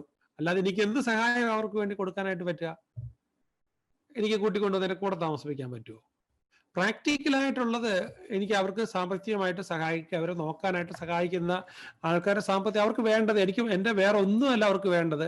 ഞാൻ ഒരുപാട് സ്നേഹവും കരുണയും കമ്പാഷനും ഒന്നുമല്ല വേണ്ടത്. What the need is the money. ഇപ്പൊ എൻ്റെ മദറിന് സ്നേഹം ഉണ്ടെന്ന് മദറിന് അറിയാം. പക്ഷെ മാസാമാസം മദറിന് ആവശ്യമുള്ളത് ഞാൻ കൊടുത്താൽ മാത്രമേ എനിക്ക് അവിടെ സ്നേഹം എക്സ്പ്രസ് ചെയ്യാൻ പറ്റുള്ളൂ. എൻ്റെ മക്കൾക്ക് അവർക്ക് ആവശ്യമുള്ളത് കൊടുത്തെങ്കിൽ മാത്രമേ, എൻ്റെ ഭാര്യയ്ക്ക് ആവശ്യമുള്ളത് കൊടുത്തെങ്കിൽ മാത്രമേ എന്താണ് എൻ്റെ സ്നേഹം പ്രകടിപ്പിക്കാൻ പറ്റൂ. അതിൻ്റെ കൂടെ വിത്ത് മണി, പണത്തോടൊപ്പം കരുണ വേണം, നന്മ വേണം, കമ്പാഷൻ വേണം, ഉദാര മനസ്ഥിത വേണം. പക്ഷെ ഈ പണമില്ലാതെ ഈ സാധനത്തിനൊന്നും ഒരു മീനിങ് ഇല്ല. അപ്പൊ നന്മ ഹൃദയത്തിലുണ്ടെങ്കിൽ, നന്മയുള്ളവന്, ഇസ്ലാമിലൊരു പറച്ചിലുണ്ട്, നന്മയുള്ളവന് നല്ല പണം എത്രയോ നന്മ. ഒരിക്കൽ കൂടെ പറയാണ്, നന്മയുള്ളവന് നല്ല പണം എത്രയോ നന്മ. അപ്പോ നല്ല മനസ്സില്ലാത്തവന് പണം വന്നിട്ട് ഒരു കാര്യമില്ല. മനസ്സിൽ നന്മയുള്ളവന് പണമുണ്ടെങ്കിൽ അതെപ്പോഴും ലോകത്തിന് നന്മയാണ്. അപ്പൊ എൻ്റെ അഭിപ്രായത്തിൽ പറയുകയാണെങ്കിൽ, അതുണ്ടാക്കാൻ കഴിവില്ല എന്ന് നിങ്ങൾ സ്വയം വിശ്വസിക്കാൻ പാടില്ല. നിങ്ങൾക്ക് 1000 രൂപ ഉണ്ടാക്കാനൊരു കഴിവുണ്ടെങ്കിൽ നിങ്ങൾക്ക് അതിന്റെ 4 പൂജ്യമോ 5 പൂജ്യമോ ഇട്ട് ഉണ്ടാക്കാനും നിങ്ങൾക്ക് പറ്റും. നിങ്ങൾക്ക് 1000 രൂപ ഉണ്ടാക്കാനുള്ള കപ്പാസിറ്റി ഉണ്ടെങ്കിൽ തീർച്ചയായിട്ടും നിങ്ങൾക്ക് 4 പൂജ്യമോ 5 പൂജ്യമോ നിങ്ങൾക്ക് ഉണ്ടാക്കാൻ തീർച്ചയായിട്ടും പറ്റും. ഒരാള് നിങ്ങളെ സ്നേഹിക്കുകയോ ബഹുമാനിക്കുകയോ അംഗീകരിക്കുകയോ ആദരിക്കുകയോ ചെയ്യുന്നുണ്ടെങ്കിൽ അതിനെ നിങ്ങൾക്ക് എത്ര കൊണ്ട് വേണേലും കുടിക്കാൻ നിങ്ങളുടെ കയ്യിൽ കപ്പാസിറ്റി ഉണ്ട്. 1 ലക്ഷം കൊണ്ട് വേണേലും നിങ്ങൾക്ക് നിങ്ങളെ കുടിക്കാനുള്ള കപ്പാസിറ്റി ഉണ്ട്. 10 പേര് നിങ്ങൾക്ക് ജനസമ്മതി തരുന്നുണ്ടെങ്കിൽ അതിനെ നിങ്ങൾക്ക് 1000 കൊണ്ട് ഗുണിക്കാം. നിങ്ങൾക്ക് 1 കഴിയുന്നുണ്ടെങ്കിൽ നിങ്ങളെ കൊണ്ട് ഒരുപാട് കഴിയും. അപ്പൊ അതുകൊണ്ട് നിങ്ങൾക്ക് കഴിവില്ല എന്നുള്ള ലോകത്തിലെ ഏറ്റവും വലിയ കള്ളം നമ്മളെ കൊണ്ട് ആവില്ല എന്നുള്ളതാണ്. അപ്പൊ അതുകൊണ്ട് നമുക്കിപ്പോ ഈ വേണ്ടാത്ത കുറെ ഇങ്ങനെ എഴുതുവാണെങ്കിൽ ഒരുപാട് നമുക്ക്, ഞാൻ പറഞ്ഞില്ലേ, ജാതി, മതം, വർഗം, ഇതൊക്കെ ഒരു ഗോത്രവർഗത്തിൽ നിന്ന് വന്നിട്ടുള്ളതാണ്. അപ്പൊ ആ സംഭവമൊക്കെ നമ്മളെടുത്ത് പഠിച്ച് അതിനെക്കുറിച്ചുള്ള ഇതിലെല്ലാം പോയി നമ്മൾ നോക്കുമ്പോഴത്തേക്ക് ഇതെല്ലാം മിഥ്യയാണ്. ഞാനൊരു കാര്യം ചെയ്യാം. നിങ്ങൾക്ക് ഇന്ന് നിങ്ങൾ കണ്ടുകൊണ്ടിരിക്കുന്ന, നിങ്ങൾ സ്ഥിരം ഉപയോഗിച്ചുകൊണ്ടിരിക്കുന്ന ഈ മോട്ടിവേഷൻ ഫാക്ടറി എന്ന് പറഞ്ഞ ടെലഗ്രാമിലേക്ക് ഒരു പുതിയ വീഡിയോ ഇട്ടേക്കാം. 2 വീഡിയോ ഞാൻ ഇട്ടേക്കാം. ഇത് കഴിഞ്ഞിട്ട് ഞാൻ ഇട്ടേക്കാം. ഒന്ന് മാട്രിക്സ്. നേരത്തെ അത് ഇട്ടിട്ടുണ്ടായിരുന്നു, നിങ്ങൾ എത്ര പേര് കണ്ടു കാണുന്ന തരത്തില്ല. മാട്രിക്സ് ഒന്നും കൂടെ ഇന്റർനെറ്റിൽ നിന്ന് അതിന്റെ കഥയൊക്കെ എടുത്ത് നോക്കിയിട്ട് പിന്നെ നിങ്ങൾ ഒന്നും കൂടെ അത് കാണണം. വളരെ വിശദമായി ഡീപ്പായിട്ട് കാണണം. 1-2 പ്രാവശ്യം കാണണം മാട്രിക്സ് 1. അപ്പോൾ മാട്രിക്സ് നിങ്ങൾക്ക് ഒരു കാര്യം മനസ്സിലാവും. നമ്മൾ മിഥ്യയായ ഒരു ലോകത്താണ്. നമ്മൾ കാണുന്നത് പലതും സത്യമല്ല. അവിടെ കാണുന്ന പോളിറ്റിക്സ് സത്യമല്ല, റിലീജിയൻ സത്യമല്ല.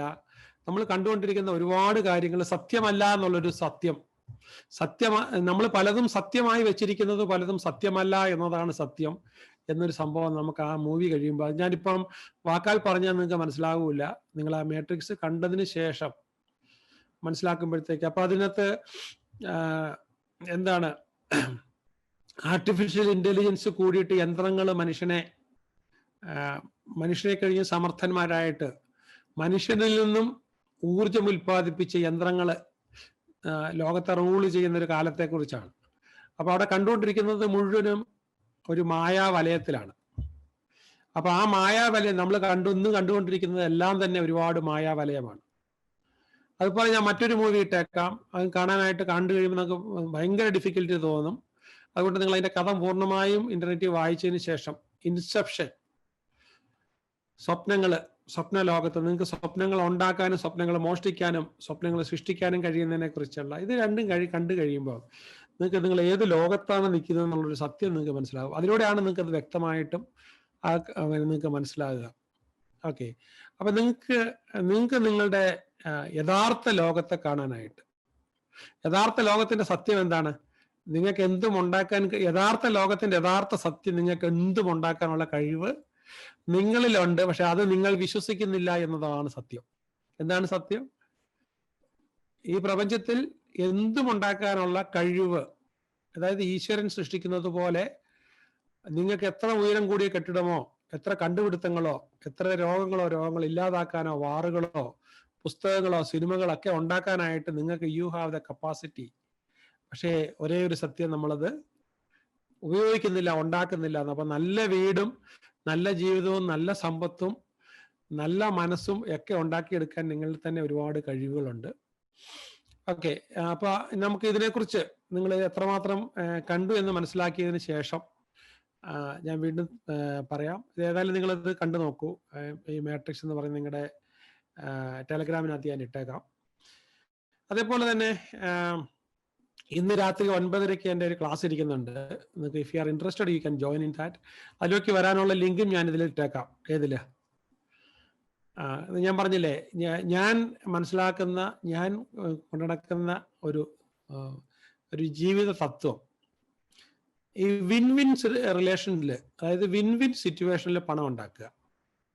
അപ്പൊ എന്നോട് കൂടി എന്ത് ചെയ്യുമ്പോഴും, എൻ്റെ പുസ്തകം നിങ്ങൾ വാങ്ങുമ്പോൾ നിങ്ങളൊരു വിന്നർ ആയിരിക്കണം. പുസ്തകം വാങ്ങുമ്പോൾ ഇപ്പോൾ 16,200 രൂപ കൊടുത്ത് എൻ്റെ 12 പുസ്തകങ്ങൾ വാങ്ങുവാണ്. ഞാൻ 3 കോടി രൂപ റിസർച്ചിന് മാത്രം ഇൻവെസ്റ്റ് ചെയ്ത പുസ്തകമാണ്.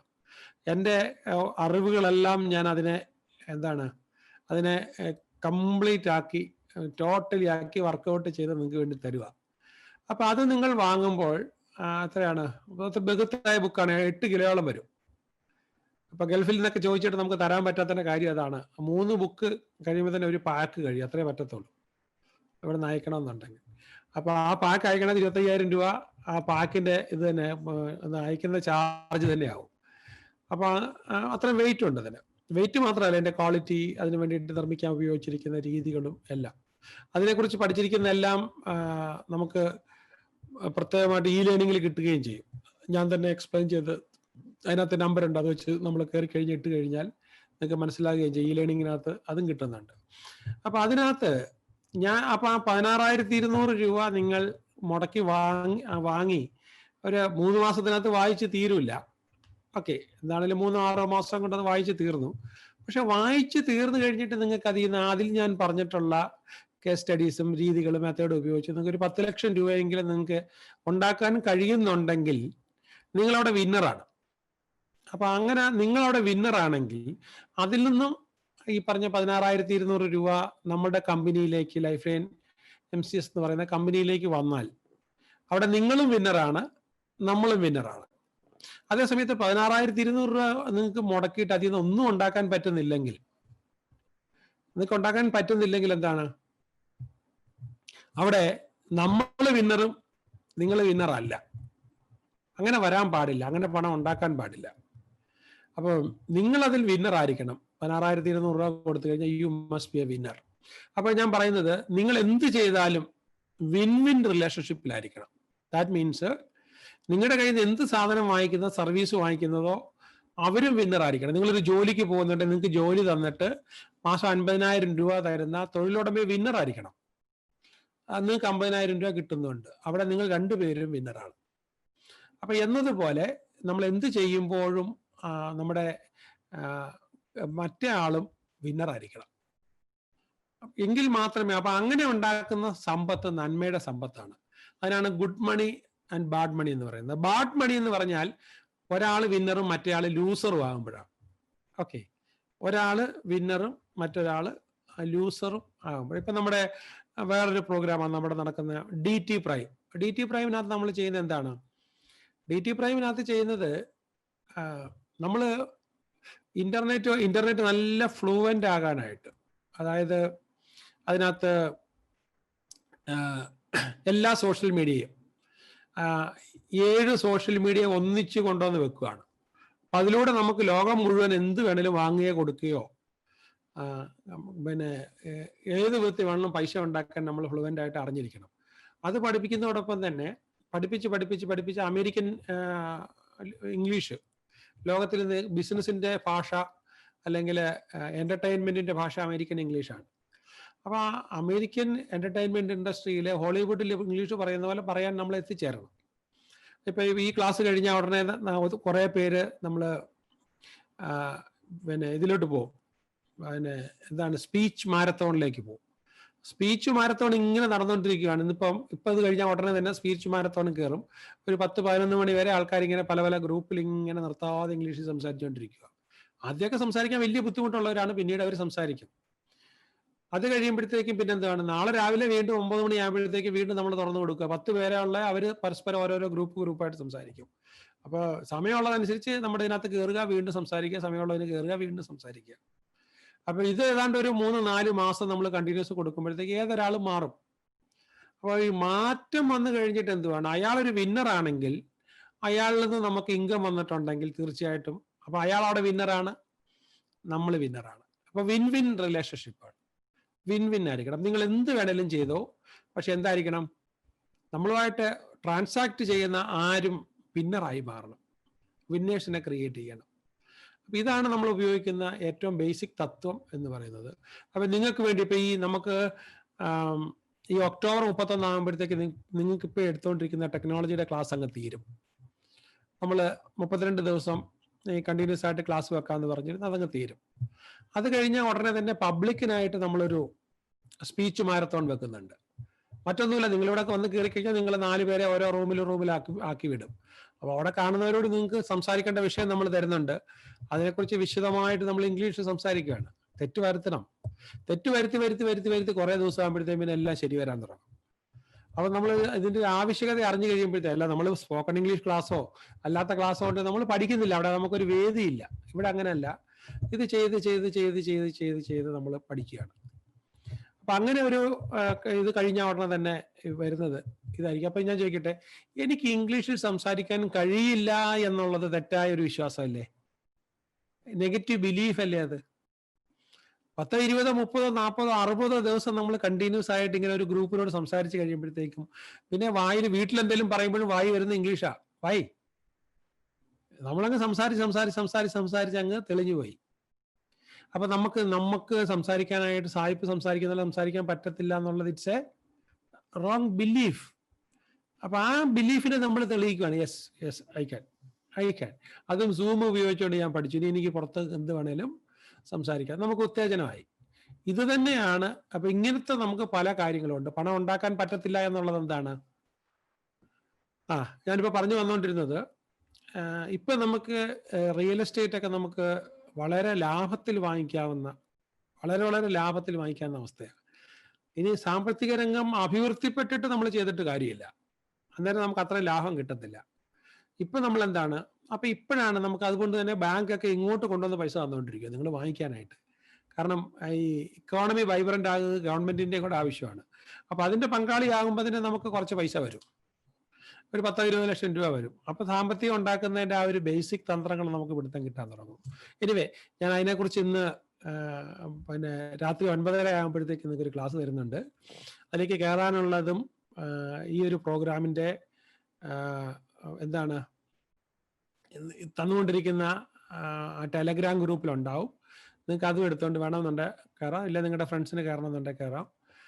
ഫ്രീ ആണ് പ്രോഗ്രാം. ഒരുപാട് പ്രോഗ്രാം നമ്മളിങ്ങനെ ഫ്രീ ആയിട്ടും കൂടെ കൊടുക്കണം, എങ്കിലല്ലേ നമ്മുടെ ഒരു സോഷ്യൽ കോൺട്രിബ്യൂഷൻ ജനത്തിന് അറിയാനായിട്ട് പറ്റുള്ളൂ. കൊടുക്കുന്നുണ്ട്. അപ്പൊ അതിനുശേഷം കൂടുതൽ കാര്യങ്ങൾ മനസ്സിലാക്കുന്ന ആൾക്കാർക്ക് വേണ്ടിയിട്ട് മനസ്സിലാക്കാനായിട്ട് അവർക്ക് വേണ്ടിയിട്ട് നമ്മൾ പ്രത്യേകമായിട്ട് പരിപാടി 4 ദിവസം 40 മണിക്കൂർ നീണ്ടു നിൽക്കുന്ന ക്ലാസ് വെച്ച് കൊടുക്കുന്നുണ്ട്.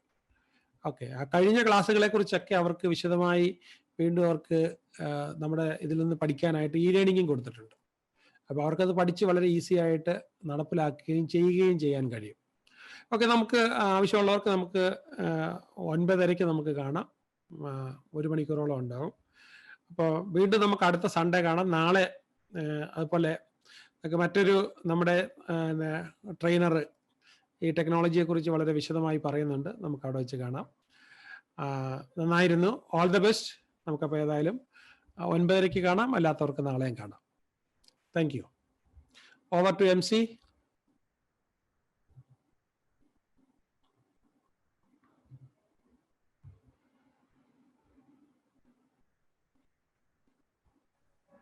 Yes, sir. I'm here. Yeah, you can conclude the program. Yes, it has been a great, informative evening. Thank you very much, Dr. Vijayan.